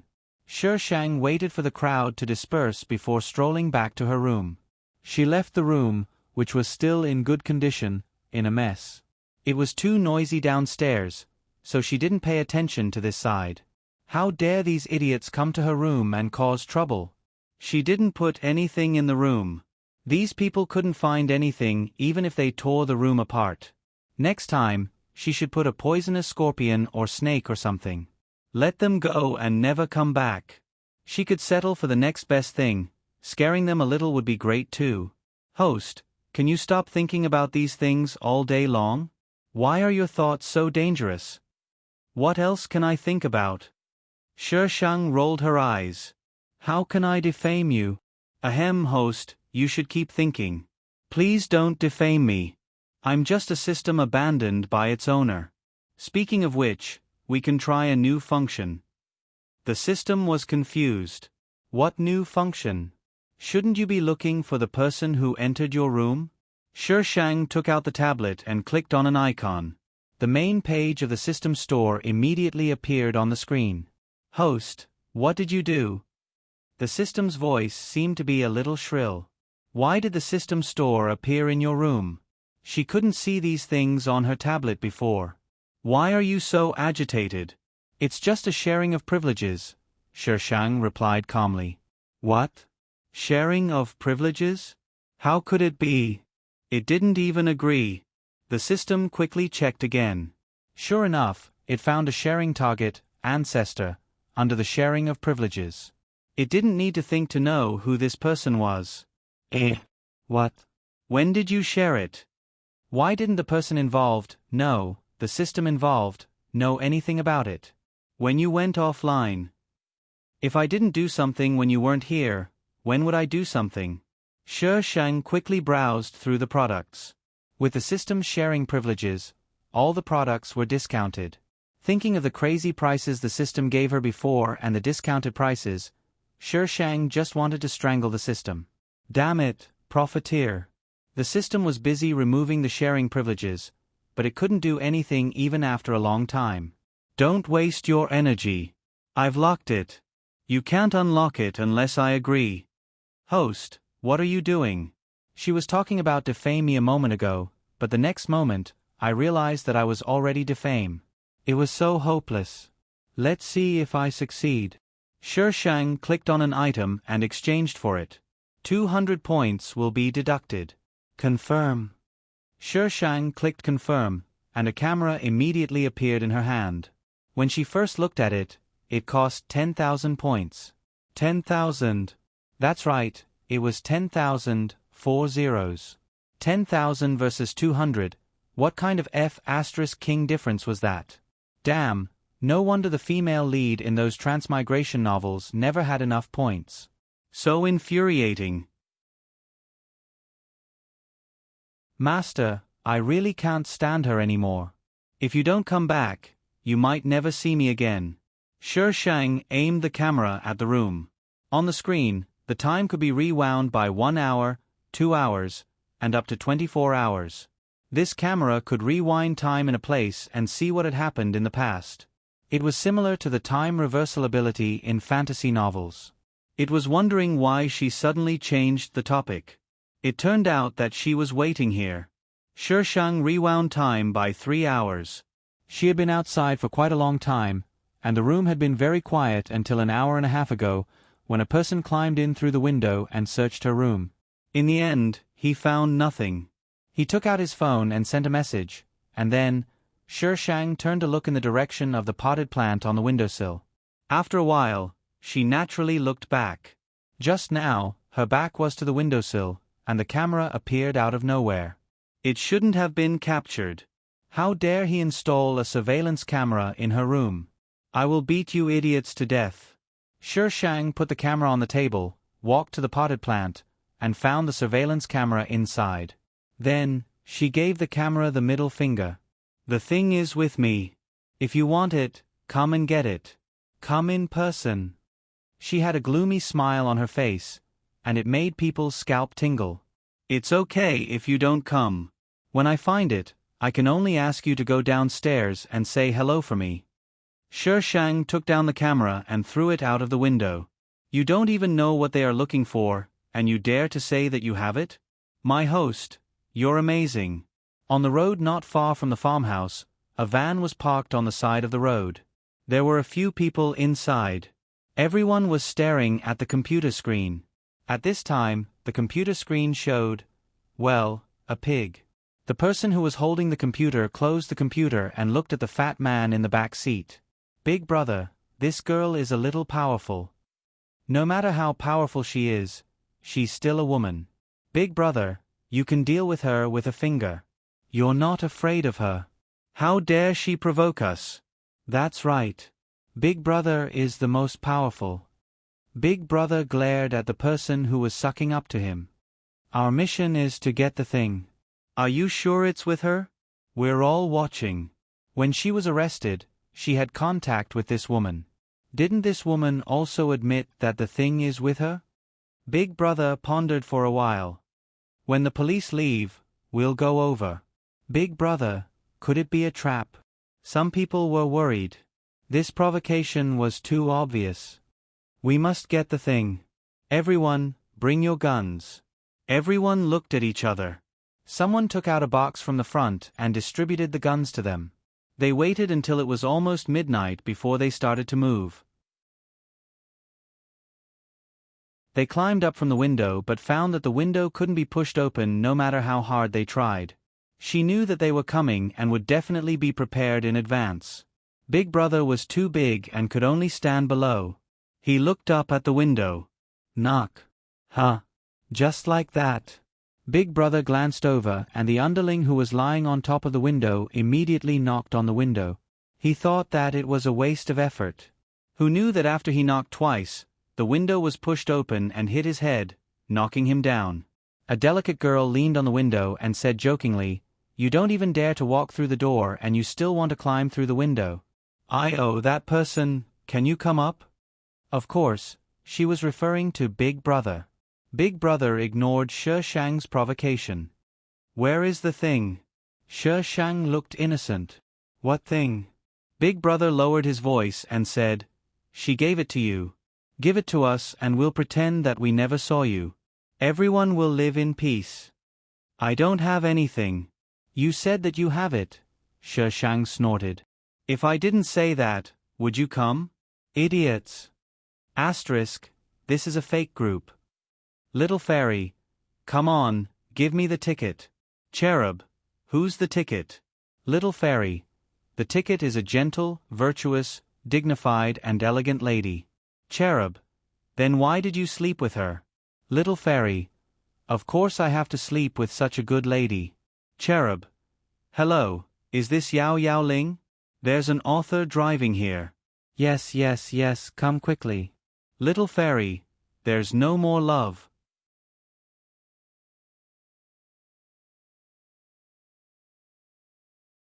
Chapter 10-12. Big Brother's expression turned serious when he heard that. He quickly scanned his surroundings. It was quiet all around. There was no sound. The woman upstairs spoke again. She was as arrogant as ever. "Stop looking. I'm alone. I'm enough to deal with you idiots." Big Brother felt insulted like never before. He took out his gun and pointed it at Shi Shang. "Hand over the thing. Otherwise, don't blame me for being impolite." Shi Shang smirked. "Shoot me if you dare. If you don't, you're a coward." "Do you really think I don't dare?" Big Brother glared at him.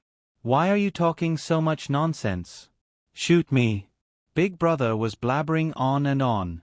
He deserved to be cannon fodder. Big Brother's hand trembled. The woman's smile was a little creepy. He felt a chill run down his spine. The temperature around them seemed to have dropped. A gust of cold wind blew from nowhere and everyone shivered. Big Brother. This woman was so King evil. His lackeys beside him were also a little scared. Even a trained woman would not be so arrogant when faced with such a situation, let alone an ordinary woman. Did she think she was invincible? How confident was she? Since you're not going to do it, I'm going to do it. He had given this group of idiots a chance, but they did not seize it. There was no saving them. Why were there so many idiots in this world? Because you're an idiot. Idiots see idiots. Of course there were many. Big Brother gave his lackey a look. The lackey shook his head. There was no news yet. Big Brother gritted his teeth in anger. What was wrong with this group of people?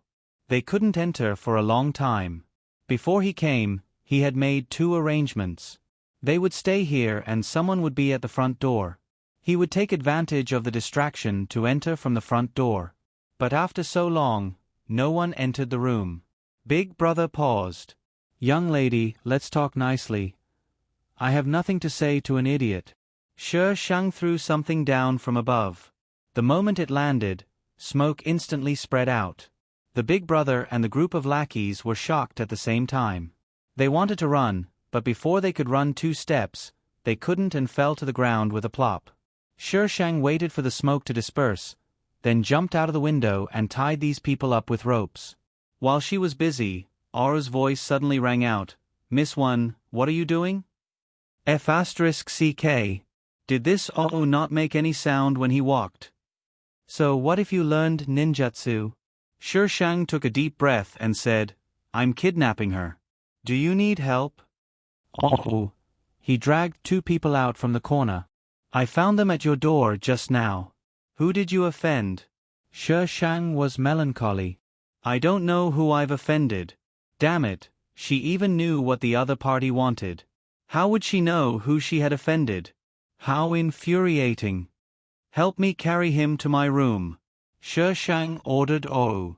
Aura was very straightforward. He directly carried the man upstairs.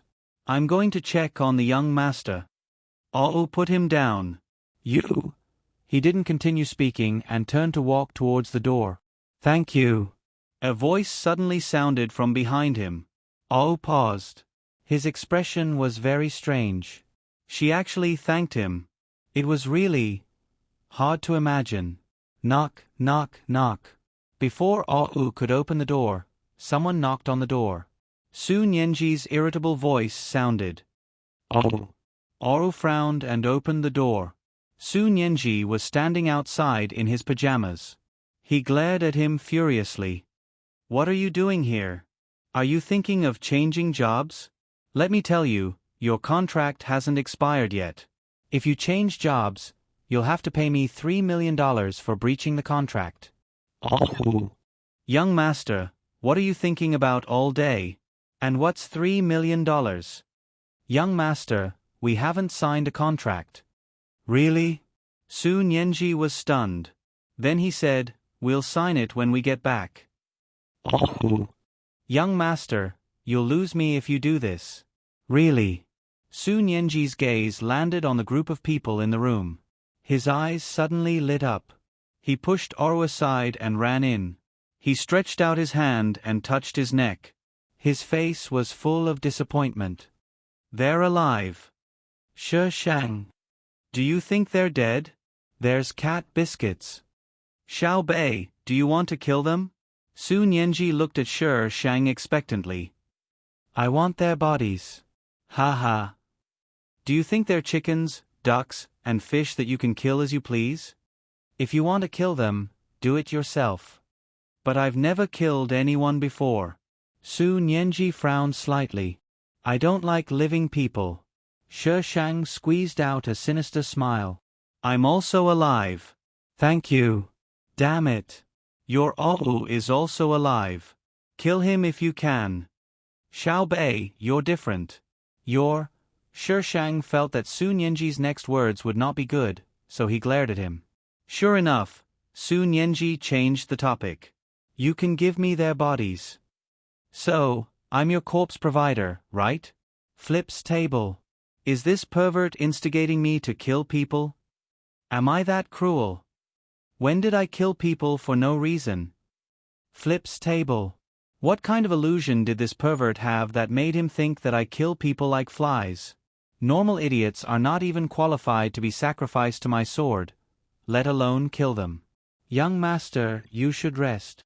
Oro was afraid that Su Nianji would become a corpse if he continued to stay, so he quickly stopped him. I just woke up. Su Nianji frowned. Then sleep again. Oro quickly knocked Su Nianji unconscious. Miss Wan, I'm bringing young master back. Shi Shang gave him a thumbs up. Good job, honest boy. Although Su Nianji was knocked unconscious and brought back, he sneaked back the next morning with his bag. Xiao Bei, is she dead? Su Nianji held the scalpel and asked Shi Shang excitedly. I'm ready. Ready for what? Autopsy. Su Nianji's eyes lit up. Shi Shang's mouth twitched. Do you think I'll kill someone here? Why not? Is there a need to consider the occasion to kill someone? Can't we separate them? Idiot. Who taught this pervert such common sense? Su Nianji continued to suggest, then where do you want to kill her? I'll ask Ohu to find her for you. Shi Shang gritted his teeth, picked up Su Nianji and threw him out of the door. Find your Ohu for you to kill. Don't show up in front of I. Xiao Bei, you said that you'll leave all the corpses for me. How can you go back on your word? Even if you don't want to kill her now, I can wait until you want to kill her. Damn it. When did she say something like this? Don't make things up, you pervert. Shi Shang pulled him into the room and slammed the door shut. The people who had woken up early outside were confused. What was going on? What was she going to kill? What was she doing so early in the morning? Xiao Bei, are you going to kill her? Shi Shang gritted his teeth. No. She was not that kind of person. It was so troublesome to dispose of corpses. This pervert only cared about the autopsy, not the burial. Why? Are you going to keep them for the Lunar New Year? I am not giving you her corpses. Shi Shang repeated the sentence word by word. Asterisk Su Nianji only liked to dissect corpses. He had never killed anyone, and he would not kill anyone. Yes, he was still cute.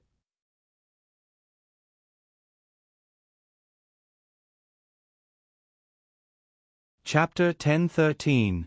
Su Nianji was too noisy, so Shi Shang beat him up. After being beaten up, Su Nianji calmed down. He held his scalpel and sat opposite the group of people who were still unconscious, as if he was waiting for his meal to start. Oru came over and saw the bruises on his young master's face. His mouth twitched. He was beaten up. He was lucky that he didn't lose his life. Young master. Oru walked up to Su Nianji. Su Nianji stared at him. I don't want to talk to you. Get out. Oru was confused. What was wrong with him? Oru looked at Shi Shang, who was fiddling with the camera. What did you do to my young master? Who knows what's wrong with him? Shi Shang put down the camera. Knock him out and bring him back. Don't you dare. Su Nianji shouted and pointed the scalpel at Oru. If you knock me out again, I'll deduct your salary until the end of your life. Young master, you're not the one who pays my salary. The honest boy exposed him. Su Nianji blinked. After a while, he put down the scalpel and muttered, I'll fire you when we get back. Oh, you're going to fall out of favor. Ah Wu's forehead was filled with black lines. You still have the nerve to gloat. It's all because of you that young master has become more irritable and erratic. Shi Shang spread his hands innocently. It's not my fault. When Su Nianji was on guard, Oru couldn't knock him out. So after a few attempts and successfully irritated Su Nianji, Oru gave up the idea of knocking him out. When the group of people woke up, the first thing they saw was Su Nianji, who was waiting for his meal. The shiny scalpel in his hand and the eager expression on his face scared the group of people. This. What was this person trying to do? Xiao Bei, they're awake. Su Nianji turned around and called out to Shi Shang. He didn't forget to suggest, do you want to kill one first? The gang of big brothers who had just woken up were all dumbfounded. What did he mean by killing one first? She really didn't expect that such a good-looking man would be so vicious, wanting to kill. That's not right. When he said kill one, did he mean them? Shi Shang threw the thing in his hand at Su Nianji and scolded fiercely, "Shut up. Kill my ass. You think you're inspecting the goods? Pervert." Su Nianji was not annoyed. Instead, he tried to instigate Shi Shang. "Kill the chicken to warn the monkey. What do you want to ask? They will definitely tell you soon. Big Brother's party." Although what you said made sense, they didn't want to hear it. They might not be awake yet. Otherwise, why would the world suddenly become so crazy? Shi Shang walked towards the group of people. They were all trembling in fear. They were afraid that she would listen to Su Nianji and kill the chicken to warn the monkey. "Big Brother, why are you still not awake? Something big is going to happen." Shi Shang enunciated clearly, "I don't want to."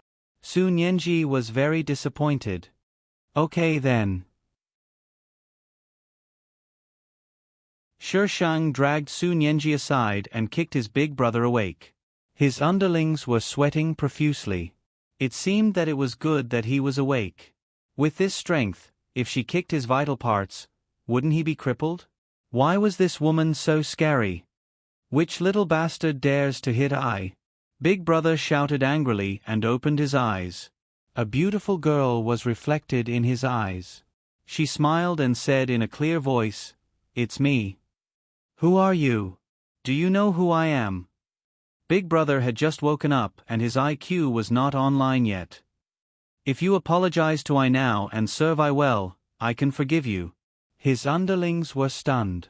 "Big Brother, are you stupid?" Maybe it was because his underlings were looking at him too passionately. Big Brother turned his head and twisted his body.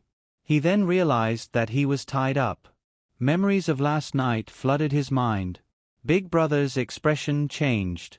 In the end, he gritted his teeth, straightened his neck, and shouted a classic line, "Kill me if you want." "Stop shouting. Why would I kill you?" Shi Shang paused and pursed his lips in disdain. "You'll dirty eyes sword." Big Brother, who had been looked down upon last night, could only stare angrily at Shi Shang now as a prisoner. "But, if you don't answer my questions obediently, I'm not sure if that pervert over there will dissect you alive." "Xiao Bei, I don't dissect living people. I hate living people." Shi Shang looked sideways. Su Nianji's words were stuck in his mouth. He could only hold his scalpel and shout at the group of people angrily, "What are you looking at? If you keep looking, I'll gouge your eyes out." Big Brother was shocked by the shout. He looked at the scalpel in Su Nianji's hand and gritted his teeth. "No matter what you want to ask, I won't tell you." In their line of work, they had to abide by the rules. If their reputation was ruined, how could they do business in the future? "You have some backbone. Then I don't know if your underlings have such backbone." Shi Shang's eyes swept across his underlings.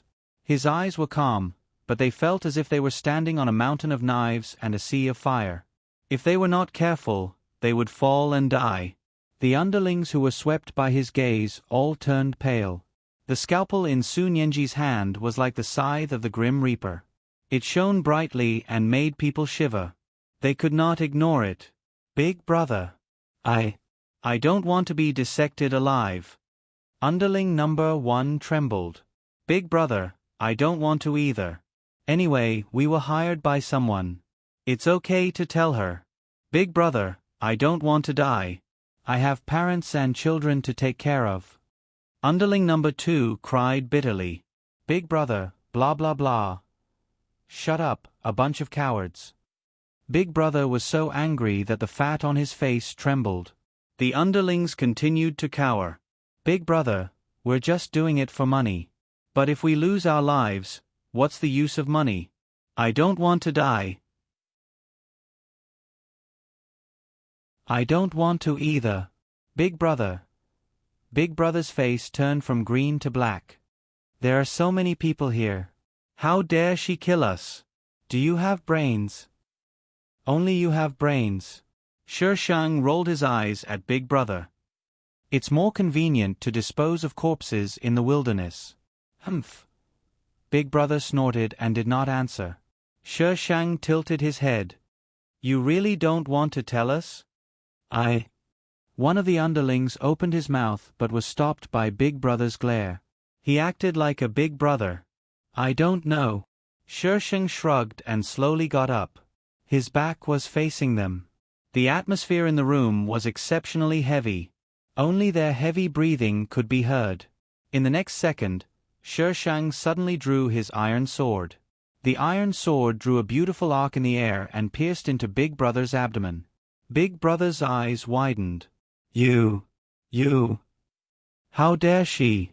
Shi Shang smiled. Don't be nervous. You won't die. But if you don't tell us, you'll definitely die from excessive blood loss. It's up to you whether you want to live or die. *A. Votes. Monthly votes.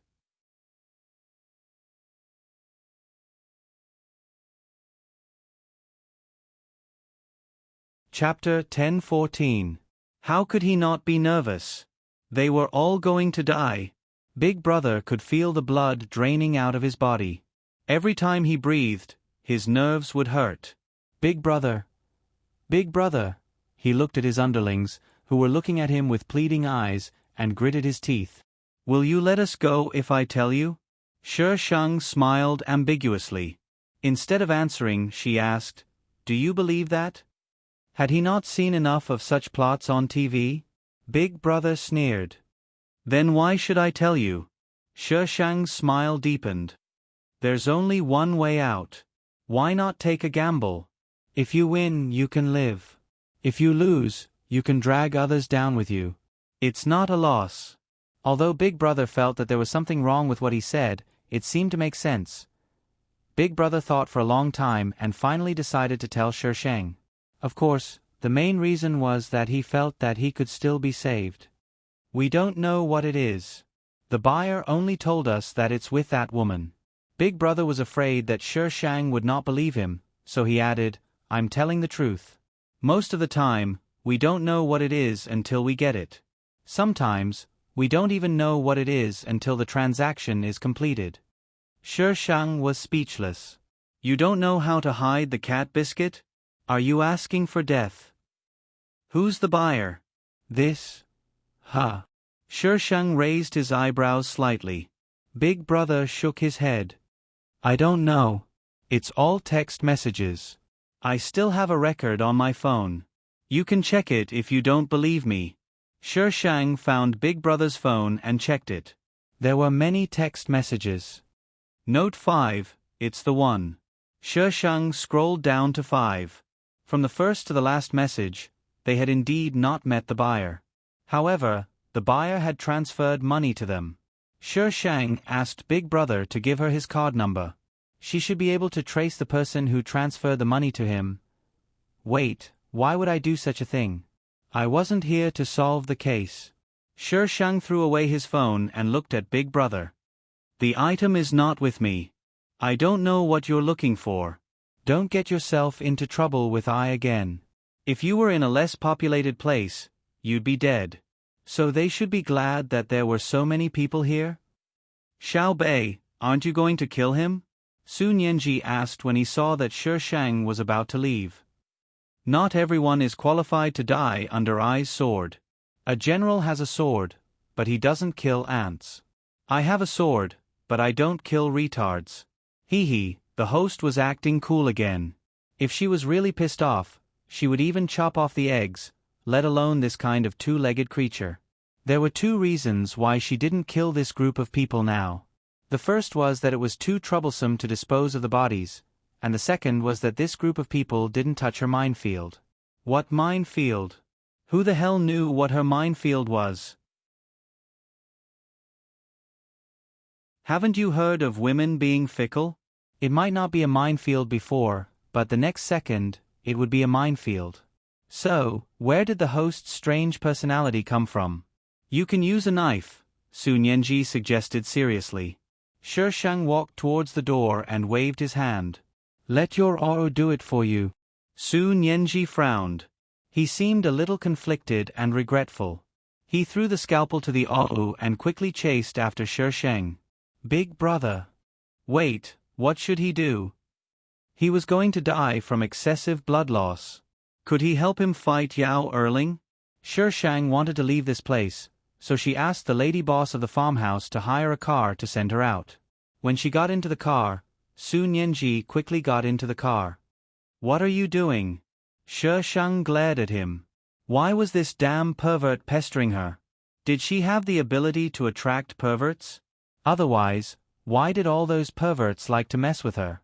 She didn't want to mess with perverts. I'm following you. Following you will lead to corpses. Shi Shang didn't need to guess to know what he was trying to say. Did he really think I was a moving morgue? Shi Shang grabbed Su Nianji's collar and threw him out. Xiao Bei, don't be so heartless. We went through life and death together. Do you really have the heart to leave me here alone? Sister, I will do whatever you want me to do. Don't chase me away. Su Nianji hugged the car door and refused to let Shi Shang close it. He was howling so loudly that the people nearby looked over. Young master. Oro wanted to knock Su Nianji out. There were so many people around. Couldn't he calm down? In the past, young master was a little immoral and would do anything to dissect a corpse. But this was the first time he saw the young master being so immoral. Shi Shang was desperate to meet such a shameless pervert. He would run away when you were angry, but when you turned around, he would run back. His face was as thick as the city walls. Where was I's sword? Shi Shang took out his sword and slashed at Su Nianji's hand. Young master. Oro quickly pulled Su Nianji away. We can hire a car to follow Miss One. That makes sense. Su Nianji nodded. I won't deduct your salary this time. Why are you still standing there? Oh. Endure. Young master was just being willful. He was not crazy. Don't you dare. I didn't want to see this pervert. The honest boy went offline and the scheming boy came online. Miss Wan, this road doesn't belong to you alone. Shi Shang. I hate this scheming boy. Shi Shang slammed the door and said to the driver, Drive. Don't let them follow us. Okay, no problem. The driver shouted and started the car. The car made a U-turn. From the window, Shi Shang saw Su Nianji fuming in front of a car. And the person he was fuming with was Pei Yi. Only villains and protagonists have true love. Hurry up, hurry up, hurry up and get rid of this pervert. Shi Shang returned to the place where the host lived. Although he was in a shady job, the host lived in the best villa area in Chaoyang City. No one had come back for a long time, so the house was a little cold. Shi Shang simply cleaned up the room he was going to live in and left the rest untouched. Ring.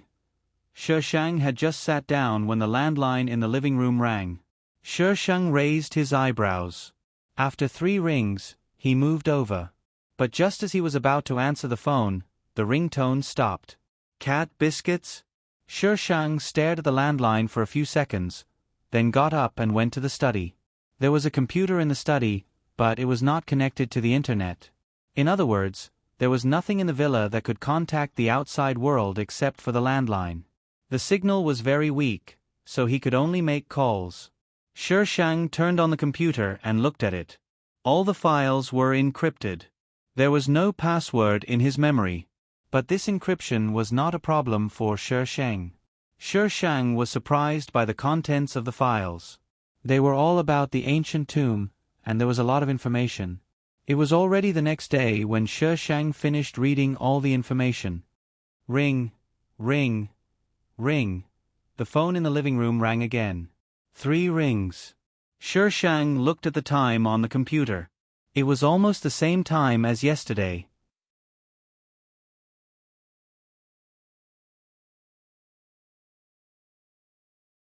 Chapter 10:15. That strange ringtone rang again on the 3rd day. Shi Shang, who was sitting beside him, picked up the phone and answered the call. Hello? Miss Wan? You're back? The person on the other end of the line was surprised, or rather, very surprised. It was as if her return was something unbelievable. Yes, Shi Shang replied. I heard that something happened over there. It's really surprising that Miss One could come back. The person paused and changed the topic. Since Miss One is back, should I hang up your signboard? Shi Shang. Hang up what signboard? Was I supposed to take on a client? What kind of stupid setting was this? It was poisonous. Shi Shang quickly searched his memory. Some things existed in his memory, but if he didn't try to recall them, he wouldn't be able to recall them. Miss One? Shi Shang didn't speak for a long time. The person on the other end of the line was confused. Hang it up. Okay, we have a few orders recently. I'll send you the preliminary information. Shi Shang hung up the phone. His face was full of, what the F***ck. Even grave robbers nowadays were organized and disciplined. They knew how to play. This organization was like a middleman. Hanging up signboards meant taking on jobs. If she didn't take on jobs, the people over there wouldn't hang up signboards, and the information wouldn't reach her. Some old employers would directly ask for people they were familiar with. Of course, if they didn't hang up signboards, the people over there wouldn't disturb them no matter how much money they offered. The middleman would never divulge the information of both parties. Therefore, no one knew where these people lived except for the middleman. When someone took on a job, the middleman would call the person's residence every day on time 3 weeks later to confirm whether they were back or alive. The middleman didn't ask about Longxing Mountain. This was also a rule. They were only responsible for communication, not whether the job was done or not. Therefore, they wouldn't ask about the number of people who died or what the consequences were. The information that the middleman mentioned was delivered to Shi Shang the next day. There were two kinds of jobs. One was that there was already a specific address. The other was that they needed to find that address. In the first case, in order to ensure that these people would not go there without permission after receiving the information, all possible identifiable marks would be removed from the information. Unless they accepted the job, they wouldn't be able to get the coordinates. The second type did not have such restrictions because the employer did not know the exact location. Out of the 3 documents that Shi Shang had obtained, 2 of them did not have a specific location. The other one did, but the risk assessment level was S. Yes, the agency also worked part-time as a risk assessment agent. This was an organized grave robbing group with a certain taste. The first evaluation was based on the geographical location and the employer's description. The second evaluation was based on the summary of the people who had been there. This kind of work rarely succeeded in one try. Most of the time, it required several tries. The fact that it was rated S meant that someone had been there before, and more than once. However, no one had succeeded. Shi Shang accepted the S-level job. Host, do you have cat biscuits? Don't you know that unity, love, prosperity, and harmony are advocated now? You'll be handed over to the state. Shi Shang shook his head. I think tomb raiding is fun. He had never played such a game before. Li Jisheng, who had played all kinds of games. Games my ass, fun my ass, host, you still have a mission. What's the hurry? There's still a long way to go.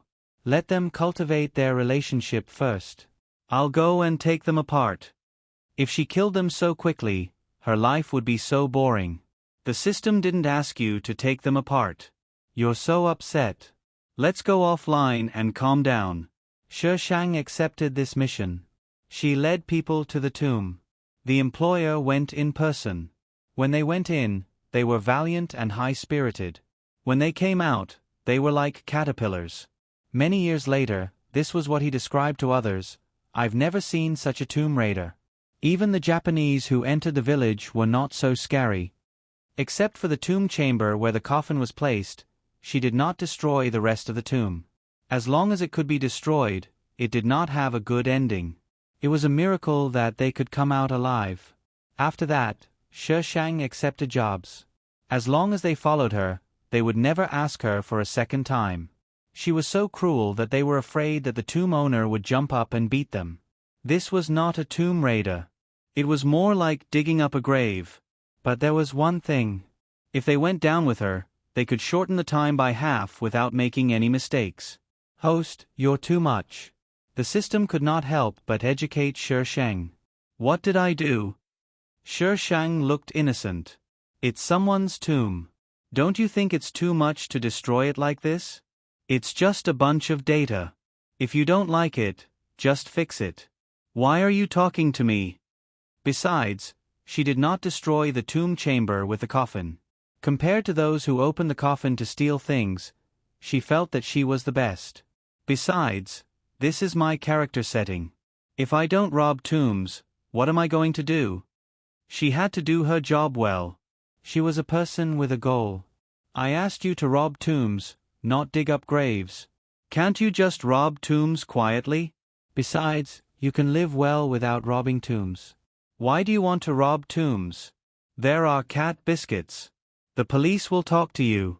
Shi Sheng came up with another fallacious argument. If I destroy the tomb, no one will be able to go in. They should thank me. When she left, she had buried all the exits. If anyone wanted to go in again, they would have to use an excavator. The possibility of digging up the exits was close to zero. I'm so angry. I can't communicate with this retarded host. I want a better host. Master, come back quickly. I don't want to serve you anymore. The system's education was of no use. Shi Sheng continued to rob tombs violently. Those who dared to rob tombs were not good people. Hence, under Shi Sheng's 100% completion rate, the employers could only bow their heads to the evil forces. Her name was getting more and more famous in the circle. Previously, her reputation was only spread among the younger generation. Now, it had reached the ears of some of the big shots. The one family used to be a very big family. They were also the big shots in the circle. Later on, there were only a few of them left. Now, Wen Bei was the only one left. When those big shots heard Wen Bei's name, they naturally contacted the one family. All kinds of schemes started to form in their hearts. 40th of August. Shi Sheng received a call from the agent. Someone wanted to see her and asked for her opinion. Shi Sheng rejected without hesitation. There were only a few days left until the 15th of August. If someone wanted to see her at this time, they were definitely up to something. No. She had been taking on jobs recently because she wanted to avoid those troublemakers. One or two of them would be fine, but too many of them would be very annoying. There were always idiots who wanted to secretly plot against I. If I didn't appear, let's see how they would plot against me. So there was another reason for you to rob tombs. Host, why don't you go to heaven? ## today's rose-flavored ticket number 2017. 0209 book review, Bamboo Sand.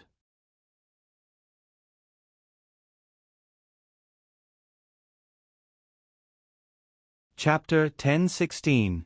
Shi Sheng checked the Huajinyuan. It was a theater. Chaoyang City was famous for its theater in the old era. It was an intangible cultural heritage. The people of Chaoyang City also liked to watch shows. Even among the younger generation, many of them had inherited this industry. There were countless theaters located in this city. However, this Huajinyuan was a high-end theater. It was said that the people who watched the theater were all big shots. There were only two ways to get in. Either you had a Huajinyuan membership card or you had someone bring you in. There was only one show in Huajinyuan on August 15th. Shi Sheng hacked into their computer and found the list of participants. Unsurprisingly, the people on the list were all people in her circle.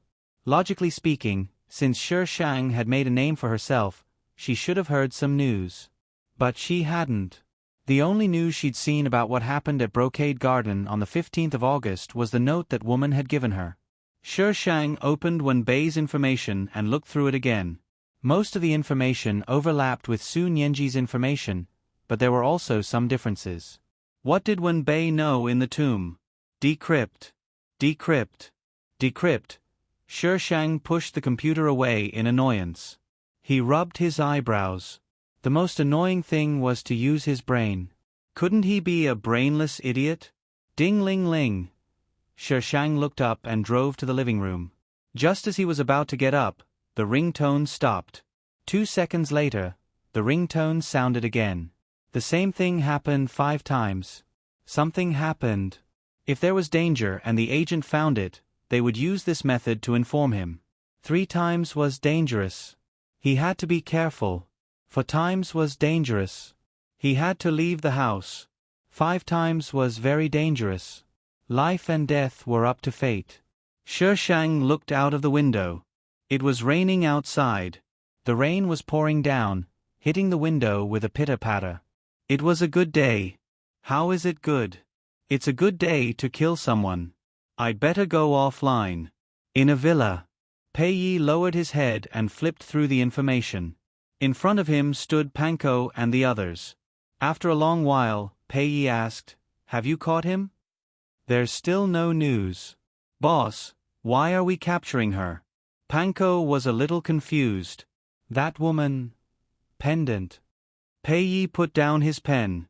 Panko knew what pendant Pei Yi was talking about. It was Yi Yao's pendant. "Boss, are you still planning to go down?" Pei Yi didn't reply. Panko hesitated for a while. "Boss, we lost too many people last time. That tomb is too strange. Even if the pendant is the key, we can't go down rashly." "Where's Yi Yao?" Pei Yi changed the topic. Panko didn't dare to continue persuading him. "Yi Yao's mood has been better recently. I saw her down there just now. Should I call her up?" Although Yi Yao's legs weren't completely crippled, one of them was quite serious. She still had to use crutches to walk. When Yi Yao was in the hospital, she was in a daze. "No need." Pei Yi got up and walked out. "I have news to report." Panko's expression darkened, but he could only watch as Pei Yi left. He sighed. "Ask about the situation over there." Boss had gone through so much trouble to capture that woman, mostly because he wanted to avenge Yi Yao. The people behind Panko immediately tried to contact someone, but there was no response for a long time. "What's the matter?" Panko looked at that person. No one replied. That person shook his head strangely. After a moment, his expression changed drastically. He guessed, could something have happened? Panko frowned. "It's raining today. The signal might not be good. Try again." That person tried a few more times, but it was still the same. No one replied. Something must have happened. Panko's expression turned ugly. He knew that when Bei was strange and powerful, it wouldn't be easy to capture her. Panko hurriedly went down to look for Pei Yi. Pei Yi and Yi Yao stood in front of the French windows. Yi Yao leaned against Pei Yi's chest. Her eyes were still red as if she had just cried. Panko's gaze quickly swept over Yi Yao's body. Suppressing his unreadable emotions, he said, "Boss, something happened." Pei Yi patted Yi Yao's shoulder. "Go back to your room." Yi Yao lowered her head and slowly moved back to her room with her crutches. Shi Shang looked at the police officers going in and out of her villa. "Are you done searching?" "Miss, are you sure you're all right?" The police officers at the door turned around. The neighbors heard gunshots. "You've searched the villa inside and out 3 times. Did you find a gun or a suspect?" "Damn, that idiot dared to open fire without a silencer." She had attracted these idiots. Shi Shang continued, "Who knows if it's a fake police report from next door? I didn't see anyone or hear anything. Can you guys leave now?" The police officers had no choice but to leave. After all, it was just someone who called the police. They didn't have any solid evidence. They could use the excuse of security to get the owner's permission to search the villa, but they couldn't do anything by force. After sending the police officers away, Shi Shang gritted her teeth and walked towards the corner of the staircase. She pressed a hidden switch behind the staircase. A small door immediately opened on the side of the staircase. There were 5 bodies inside. These were the people who had come to arrest her. She had killed them. She didn't know 3 of them, but she remembered 2 of them. They were the people who had followed Pei Yi. The male lead was really something. He dared to send people to arrest her. Shi Shang scratched her head at the bodies. How should she deal with them? So annoying. She should just put them in the male lead's house. Well, no, she should call them returning people. These people were all the male lead's people. I'm just going to return them to him. Please call me Lei Feng. Shi Shang packed the bodies and threw them into the space. After midnight, she went out and went to the male lead's house. Don't ask her how she knew. It was written in the plot. This kind of unimportant plot was written very well. The serious plot was ambiguous. Otherwise, it would be directly erased. What a scam. Pei Ye's villa was a standalone villa with a garden. There were guards outside, so Shi Shang easily climbed in. She wanted to rush over and knock out the two guards, but she remembered that she was here to stuff corpses. Bah, return people. It was better to keep a low profile. So she went up to the second floor from the back window. It was very quiet on the second floor. The lights were on, so it wasn't very dark. Shi Shang looked around. She had to find a more conspicuous place. Otherwise, they wouldn't be able to see her. She went all the way from the second floor. The stairs were the only way. It was better to throw the bodies here. Shi Shang took the bodies out of the space. She glanced at them and suddenly felt that something was wrong. Why did the bodies shrink? Shi Shang took a closer look. They had indeed shrunk. They were all skin and bones. What the F***ck? Was the thing she had put into the space a living thing? Shi Shang took out the other bodies. All the bodies were the same. They had shrunk and only their bodies were left. It was very strange.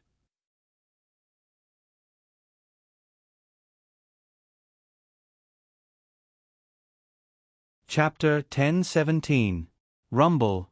There was an earthquake in the middle of the night. Everyone who lived nearby felt it. The quiet night instantly became noisy. What's going on? Is it an earthquake? F***ck, I was scared to death. I'm so scared. What's that? There were quite a few people living in this villa area. Soon, someone noticed a black shadow towering into the sky. Shi Shang slipped out of the villa area, patting his chest and panting. F***ck, I was scared to death. She actually kept a living prop in her space. Host, you just left it here like this? Are you sure nothing will happen? What can happen? At worst, it will come back to life and turn the grave robber script into a doomsday script. She got used to it after scrolling through the channel. The system was going crazy. It really wanted to throw her into the real world and see if she still dared to be so fearless.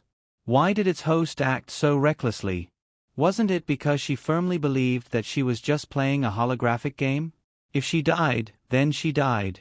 After all, she was an NPC. If worst came to worst, she could be repaired. Asterisk flips table asterisk. Why did it say that it was a virtual world? The system couldn't wait to go back in time and slap itself. All kinds of headlines about the sudden appearance of the big guy were flying everywhere. The place where the big guy appeared was quickly occupied by groups of scientific research teams. Su Nianji wasn't in Chaoyang City, but when he saw the news, he still ran over excitedly. The first person he looked for wasn't the big guy, but Shi Shang. Shi Shang opened the door and saw the pervert's face. She was rejected. She was probably not awake yet. She wanted to sleep for a while more. She slammed the door shut and went back to her room to sleep. When she woke up, Su Nianji was still outside. Aura was trying to pry open her door. It was definitely instigated by that pervert. How could a straightforward boy do such a thing? Shi Shang stuck a talisman on the door. Aura, who was trying to pry open the door, was directly sent flying and fell into the flower bed outside. Su Nianji and Aura waited outside the door for a day and a night. Shi Shang finally let them in. What are you trying to do? Su Nianji's eyes sparkled. Xiaobei, have you seen the news? The thing on the news is made of the same material as the coffin we saw in the tomb. So what? It was I who put it there. Su Nianji hesitated for a moment. I want it. Then go and move it. Why are you looking for I? Frank Boy answered on behalf of Sun Yenji, the security is too strong. We can't get in. F*CK, you guys are still planning to go? And then, what did this have to do with them looking for him? Young Master thinks that you can do it. Young Master still thought that she was a vixen with extraordinary abilities. Yes, she did seem to have some. Haha. Shang gave them 2 words expressionlessly. She was the one who put the things there, and now she had to steal it back? She wasn't sick. Xiaobei, sister, I don't want much. I just want a small piece. Can you help me? Sun Yenji hugged his thigh. If I can't study it, I won't have the passion to dissect a corpse. Shang pulled his leg back. That thing is alive. Go ahead if you want to die. I'm not going. Alive? Sun Yenji's eyes lit up. How do you know that it's alive? Have you seen it? Why isn't it in the news? I haven't seen it. Shang lied. Then how do you know? I'm not telling you. Sun Yenji. Ever since Sun Yenji found out that thing was alive, he kept pestering her even if he was beaten up by Shang. Even Oru couldn't save this pervert. So, they had to call the police. Shang sued Sun Yenji for harassment and took him to the police station. Oru went to bail him out, and Shang finally had some peace. But in just a few hours, Shang saw Sun Yenji's figure on the news. He was being protected in the middle, and the words "baby, I'm coming" were written all over his face. He was walking towards the 6-story tall stone statue. So, how did he manage to sneak in? At night, Oru brought Sun Yenji back with a dejected look. What's wrong with him? Oru answered honestly. Young Master couldn't get the material on the statue. He's unhappy. Shang touched his chin. I'm curious. How did he get in? Oru glanced at Sun Yenji and said honestly, Young Master used his grandfather's name. Who was Sun Yenji's grandfather? How would I know? He was a villain, and he was going to die anyway. Who would write about his family background? But if he had a way to get in, why would he come to I? This matter caused a huge commotion in Chaoyang City. Everyone's attention was focused on this matter. There were all kinds of speculations, and the headlines were very lively every day. The 15th of August was approaching. Shang was packing up and getting ready to go out, when Sun Yenji looked up from a pile of human tissue. Xiaobei, where are you going? I'm going to cause trouble. Sun Yenji immediately took off his gloves, grabbed his bag and ran to Shang. I'm going too. Shang's mouth twitched. What are you going to do? He even brought that bag. Was he going to dissect the corpse? Sun Yenji blinked. I'm going to cause trouble. Didn't you say so? If she caused trouble, there would definitely be corpses. Shang gritted his teeth. Who the hell wants to cause trouble with you? I alone am enough to show off. Oru interrupted. Young Master, Old Master is calling. He wants you to go over. Sun Yenji stubbornly refused. I'm not going. It's about the transparent stone statue. There are no new developments. I'm not going. Oh. Fine, now the young master had set his mind on her. He could even refuse such a thing. Oru went to reply to the person on the other side. When he came out, he saw his young master unconscious on the ground and Shang gone.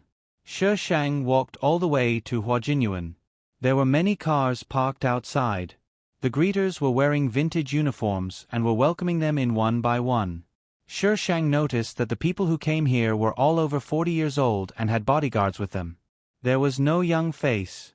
She did not have a membership card and did not know many people, so Shang decided to use the old method, climbing over the wall. She had checked the map of Huajinyuan before coming here. She had also been here before, so it was easy for her to get in now. Shang jumped down from the wall. Just as he steadied himself, another figure landed beside him. It was a corner with a strange decoration. Shang climbed on one side and the black figure climbed on the other, so Shishang did not notice that there was another person climbing the wall like him. The other party saw someone standing there and was stunned. Then, he stared at her warily. Shishang patted his clothes calmly. "You're climbing the wall too? What a coincidence. Want to go in together?" **Hahaha. Please forgive Su Nianji's psychological trauma.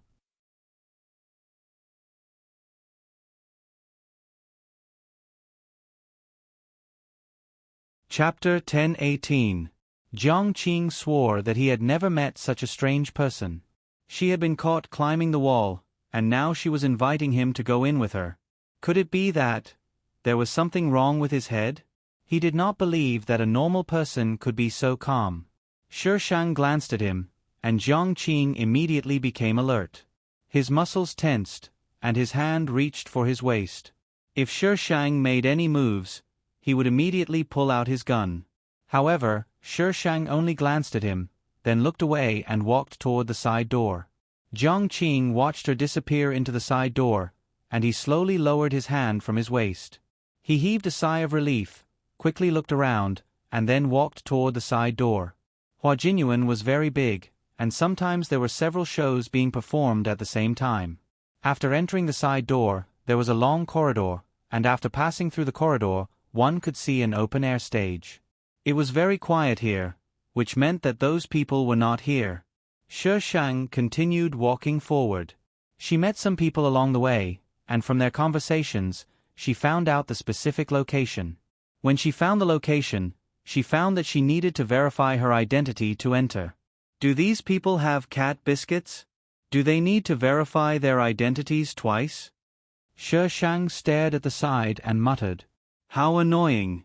Why do you want to go in?" Jiang Qing had been following Shishang the whole time. When he saw her lying on the ground, he knew that she did not have a pass to enter. Shishang glared at him. "It's none of your business." Jiang Qing shrugged. He walked past Shishang and swaggered toward the door. He took out a card and handed it to the waiter. The waiter looked at it, nodded, and gestured for him to go in. Shishang. What the F***ck? Why did you climb the wall if you could enter? Are you crazy? I've been waiting for a long time. Almighty, please take me with you. Shishang flipped over the rooftop in frustration. Why did I come here? Why? After thinking for a long time, Shishang felt that she might have been infected with a disease called mental retardation after spending too much time with Su Nianji. The place she climbed over seemed to be where the costumes were placed. It was very dark, and the corridor was filled with footsteps. Pa! The lights were suddenly turned on. A group of people rushed in from outside. Hurry up, we're running out of time. Those few sets over there, and those few sets over there, take them all. After a series of clattering noises, everyone took their things out and the room became quiet again. Shishang waited until it was quiet outside before she opened the door and went out. She looked at the two ends and instinctively walked to the left. There was a staircase over there and someone was guarding it. Shishang was stunned. This place. Why are there people guarding everywhere? F***ck. Shishang pondered over the location of the surveillance camera. He decided to get rid of the surveillance camera first and then the two bodyguards. Then, he rushed into the crowd below. Today seemed to be very important. Even if these people realized that something was wrong, they would not rashly cancel it. They would only secretly look for people. The reality was similar to what Shishang had expected. When the people from Huajinyuan discovered that their men had been taken down, they did not make a big fuss. He only saw a few old fellows outside, but when he went inside, he realized that there were quite a few young people. Those big shots were probably waiting for the last moment to make their appearance. The big shots were usually the last to make their appearance. Hey! Jiang Qing suddenly appeared from the side. He looked around and asked, "What did you do?" He had seen her come down from upstairs. Not long after she came down, the atmosphere here was a little strange. "I just killed 2 people. Jiang Qing did not expect to hear an answer, but he did not expect her to say it out loud. You. Why did you alarm them? Didn't she sneak in? Why did she have to kill 2 people? Shishang rolled his eyes. How can I come down if I don't kill them? Jiang Qing choked. How on earth did she get up there? There are surveillance cameras everywhere. How did you not notice that you killed 2 people? Do you need me to teach you how to be a thief? Shishang looked at her with disdain. Isn't it common sense to get rid of the surveillance cameras first? Jiang Qing was speechless. What? More importantly, there were surveillance cameras everywhere. How did you get rid of them? Ahem, I'm sorry, everyone. Something came up at the last minute. Please go to the Lotus Pavilion next door. What's going on? Why are we suddenly changing places? When did it start? How long has it been already? Hey, let's go, let's go. It's just changing places. Just treat it as training.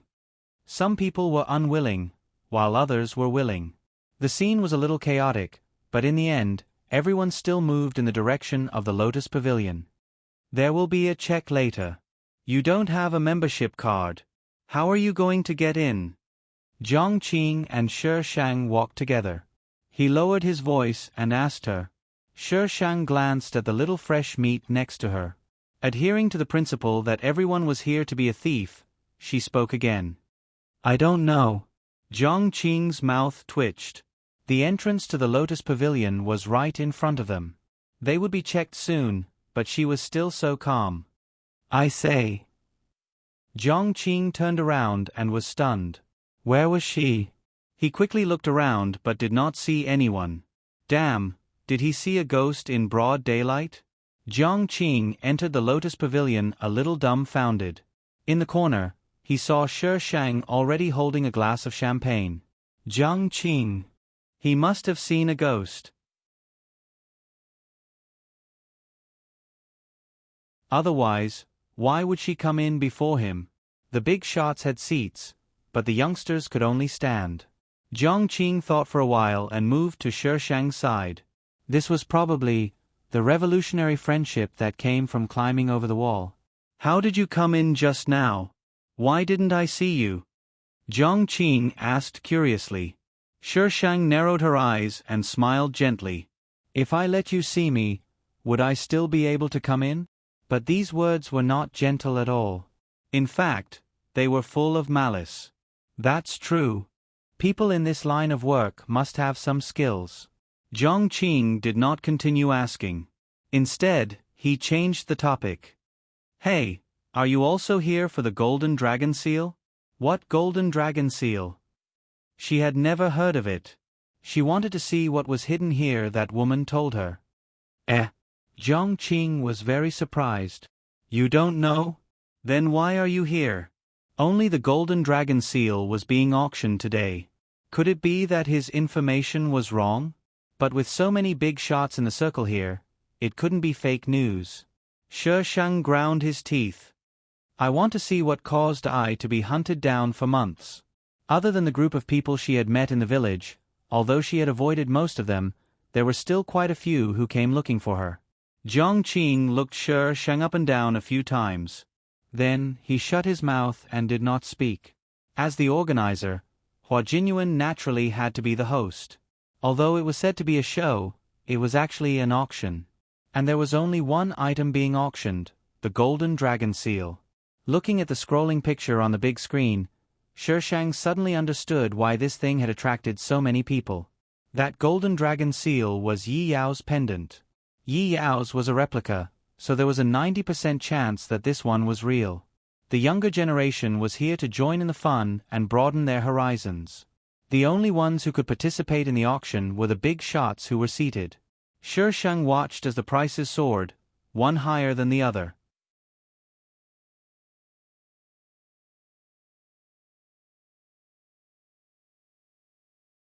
Chapter 1019. The gentleman in seat 25 bids 400 million. 500 million. The voice came from Shishang's side. She tilted her head and looked past the young men and women, her gaze landing on a tall and slender figure. I knew it. How could the male and female leads not be present at such a lively event? As soon as Pei Yi spoke, a vacuum appeared around him. Pei Yi didn't stand on ceremony. He held Yi Yao's arm and slowly walked to the front. Who is this? He's so rich. He looks like the one from the Pei family. He's so handsome. Why haven't I seen such a handsome guy before? It's Pei Yi. Why is he here? Didn't the Pei family withdraw from the competition? The big shots were very quiet. No one spoke, but they kept looking at Pei Yi and Yi Yao. Yi Yao used to be an ordinary university student. She wasn't used to this kind of situation. She wanted to hide behind Pei Yi, but Pei Yi grabbed her hand and didn't let her. The auctioneer signaled for everyone to be quiet. This gentleman bids 500 million. One of the big shots raised his paddle first. The auctioneer immediately called out the price. Pei Yi followed closely behind. The big shots were unhappy with Pei Ye's behavior. They were all from the same generation. Their status was about the same, so there was a good balance in their hearts. However, the sudden appearance of a junior made these people feel unbalanced in their hearts. The competition with Pei Yi became more and more intense. Shishang's male lead had bid 2 billion in the past. They just didn't know how much he would bid this time. Spending a few hundred million to bid for something he didn't know. Shishang felt that these people were too rich. Couldn't they just rob him? Host, you're trying to get something without risking anything. That's wrong. Shishang pursed his lips and ignored the system. The system felt that Shishang was going to cause trouble. It had to go offline first. It couldn't accept the cruelty of the situation. As the bidding reached the end, it became more and more intense. It was as if a fight was about to break out. If we rob these people, I will become the richest man in the world, Shishang suddenly said. Jiang Qing's hand trembled and he almost pressed the wrong button. He paused for a moment and then quickly pressed a few more buttons. Are you a police officer? Jiang Qing had just stretched out his hand when a crisp voice sounded from the side. Jiang Qing abruptly raised his head to look at the person who spoke. Her face was slightly tilted to the side, and he did not know where her gaze landed. Her expression was cold. If he did not remember her voice, he would have suspected that she did not speak at all. Jiang Qing suppressed his shock and asked calmly, "What are you talking about?" When you entered the gate, you had to climb over the wall, but during the second inspection, you came in directly. The first inspection and the second inspection were different, which means that you have a spy. During the third inspection, someone gave you a phone. When I came in, I saw a lot of suspicious people outside. I didn't even have to think to know that they were a bunch of idiots from the police. Jiang Qing was speechless. Was this person really a thief? Jiang Qing looked around. Since she had already analyzed the situation, there was no point in him quibbling. Jiang Qing decided to take a gamble. How do you know that the people outside are police officers? There are a lot of people watching this place today. Police disguise. Shishang laughed ambiguously. It sounded like he was mocking him, but it also sounded like he did not mean it. What's wrong with police disguise? He thought that he had disguised himself well. Clap. Deal. There was a loud shout from the stage, followed by applause. All eyes were focused on an old man. The old man had just stood up when the door was suddenly kicked open. Don't move, police. Ah! The scene suddenly became chaotic. Jiang Qing and Shishang were separated by the crowd. Jiang Qing felt that there was something wrong with Shishang. He kept staring at her, but after a few shakes in the crowd, he could no longer see her. When he saw her again, she was on the stage in front of him. She was holding a sword that came out of nowhere and was slashing at the cover where the golden dragon seal was placed. The glass shattered, and Shishang quickly took the item out. Jiang Qing was stunned. That was bulletproof glass, and it was even thicker. She actually broke it with just one slash. Bang! Gunshots rang out, and all the bullets were aimed at the stage. Shishang swung the iron sword to deflect the bullets. The bullets hit the iron sword, making clanging sounds that made her wrist numb. Get the golden dragon seal.